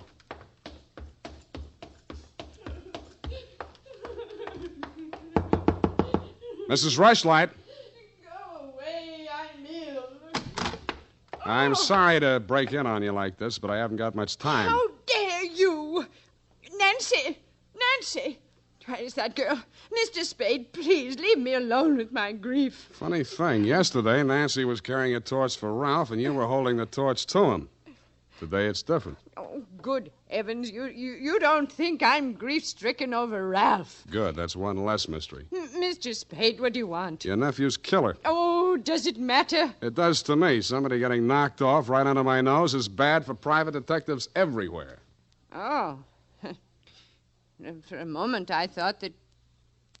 Say, wouldn't you rather make some more money? I refuse to marry Lotta. Oh, no, nothing like that. It's the necklace, Mr. Spade, the genuine. What is? I don't know. All I know is the other one isn't. Who told you that? Well, the police know. It's in the papers, isn't it? Not yet. Well, how else would I learn? The murderer's the only one who could have told you, unless you're the murderer. I see. Very well, Mr. Spade. I'll tell you what I know. I'm not as wealthy as you might think. In fact, I have for 4 years lived from pillar to post, from hand to mouth, ragtag and bobtail, struggling to make ends meet. Yeah, what you mean is you're eking out a meager existence, keeping your head above water, one jump ahead of the sheriff, stalked by the grim specter of poverty. Is that right? Oh, how well you put it. In fact, Mr. Spade, I'm something of a crook. I've borrowed large sums of money from Colonel Bixby, putting up as collateral something that was not mine to forfeit. Don't tell me. Let me guess. It was the Rushlight diamond? Well, you seem to know everything. All but one thing. Why did you think you could palm off a paste copy on an operator like Bixby? He sent you here. I won't tell you another single thing. Well, then I'll tell you a few things. The only way the Rushlight diamond could be transferred legally into the hands of Colonel Bixby was by tricking Ralph into marriage with Lotta, since Ralph's wife automatically became the legal owner. With Ralph dead, Bixby would be in line to inherit the diamond from her. Inherit? California state law. Foster parent may inherit from a foster child in absence of any direct heir.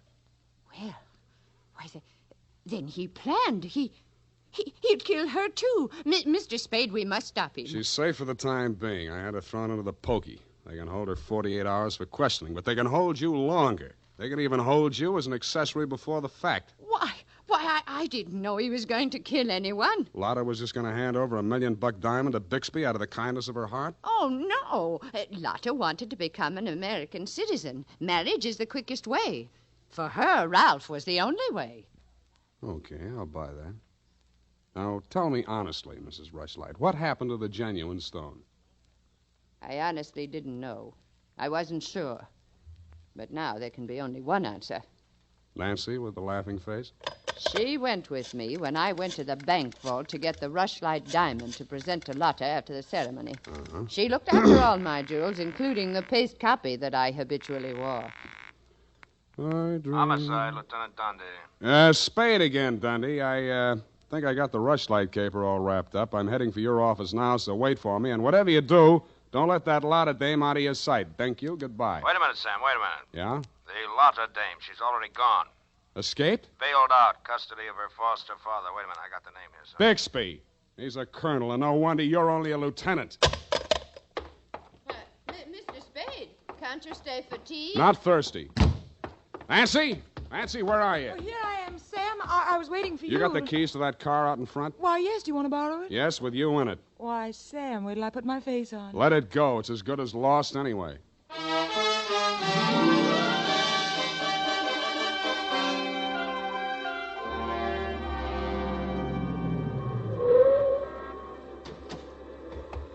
Come on. What is this place? Where are you taking me? Never mind. Just hang on. I'll fly you up to the second floor. Sam, that was the shot that sounded like Lotta. You stay here. Don't come in until I call you. Spade, what are you Get doing? back in there. Oh, sir. Drop it. No. Drop it or I'll crack your elbow. That's better. Now sit down. I want to look this over. Looks real cute. Uh-huh. Powder burns, gun beside the chair, and what's this? Well, a note in Dutch. It's a suicide note. She killed herself. I can almost believe that. You've handled this very well, considering the bad breaks you've had. Only one thing wrong. Do I scent a bargain? I don't have to bargain. I've got the diamond. All you've got is 2 murders rapping on your thick noggin. Don't be absurd. I know who has the real necklace. Then you better talk to her directly. You can come in now.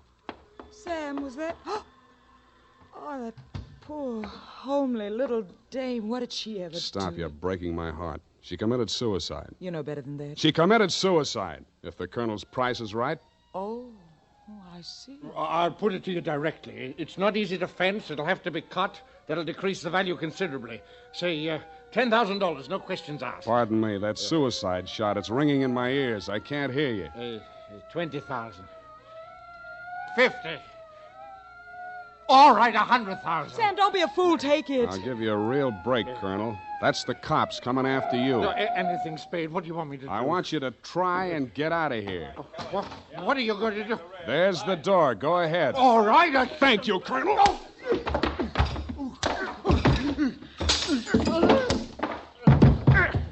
right, men, remember, he's desperate. Bixby, we're giving you a chance. Come down or we're coming up after you. Come on, get up, Colonel. Here he comes. Kevin, it may be a trick. Watch it, Dundee. Here he comes.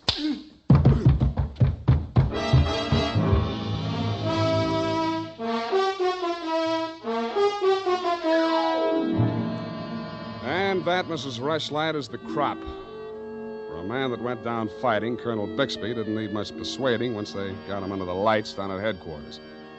He confessed to everything, and the murders weren't the worst of it, the way I figure. The worst of it was the cruel way he victimized the poor little ugly duckling, Lotta Van Eyck.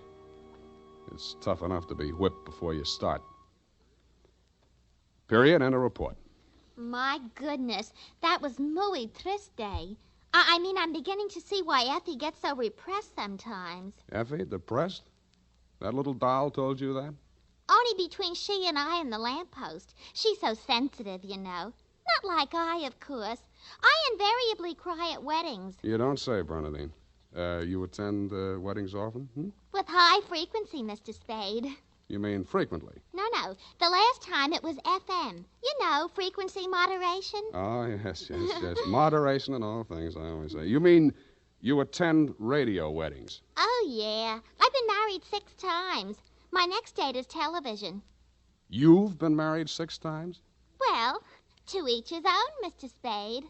You mean 6 men have... Oh, no. No, I only marry my husband. Repetition is the spice of variety, I always say. Is that legal?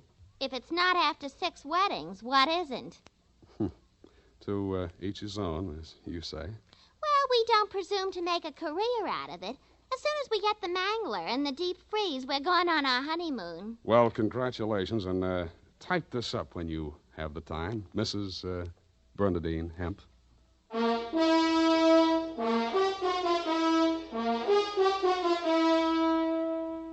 Every day, more and more men are turning to Wild Root Cream Oil for truly handsome hair. And that's not surprising, for what other leading hair tonic gives you these big advantages? It grooms the hair neatly and naturally, relieves dryness, removes loose dandruff. What's more, Wild Root Cream Oil is non-alcoholic and contains soothing lanolin. No wonder Wild Root Cream Oil is the favorite with so many millions of smart, particular men. Get Wild Root Cream Oil. Again and again, the choice of men who put good grooming first.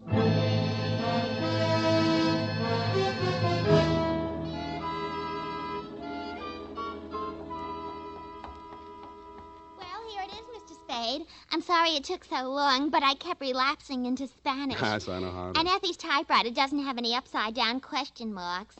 Upside down. Mm-hmm. Take a memo. Call typewriter man. I already have. Oh, I almost forgot. You received a telegrammic commutation. A telegrammic what? A wire. Oh, a wire. Well, open it and read it. In English, por favor. It says, Dear Sam. Figures. In the haste of my departure, I neglected to warn you about Well, when I do that one another favor, she'll have silver threads. Who? That ball of fire whom I'm taking the place of in order to be double-crossed of by. Effie? Is she still in far-off Kanab? And good rubbish, if you'll pardon the expression. Now, Bernadine, let me see that. I neglected to warn you about Bernadine. I'm sending details, airmail special, but in the meantime, whatever you do, don't go to any radio broadcasts with her, and if she comes to work in a wedding gown, take the day off. Love, Effie. And I had 2 tickets for honeymoon payoff, and now she went and spoiled everything. Oh, now there, Bernadine, you just have to marry your husband again, that's all. I wouldn't have had the time anyway. I know. It's just the principle. Good night, Mr. Spade. Good night. Buenas noches. Hasta la vista. Effie, why did you ever leave me?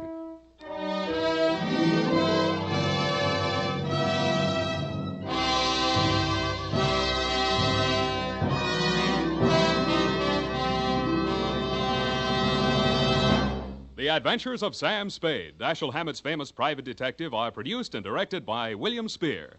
Sam Spade is played by Howard Duff.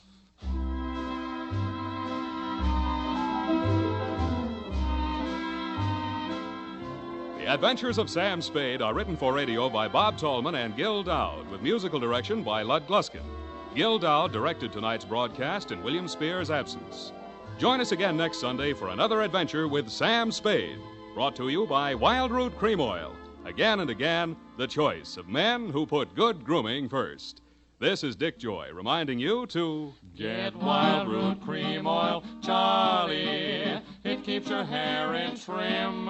You see, it's non-alcoholic, Charlie. It's made with soothing lanolin. You better get Wild Root Cream Oil, Charlie. Start using it today. You'll find that you will have a tough time, Charlie. Keeping all the gals away. Hiya, Baldy. Get Wild Root right away. This is CBS, the Columbia Broadcasting System.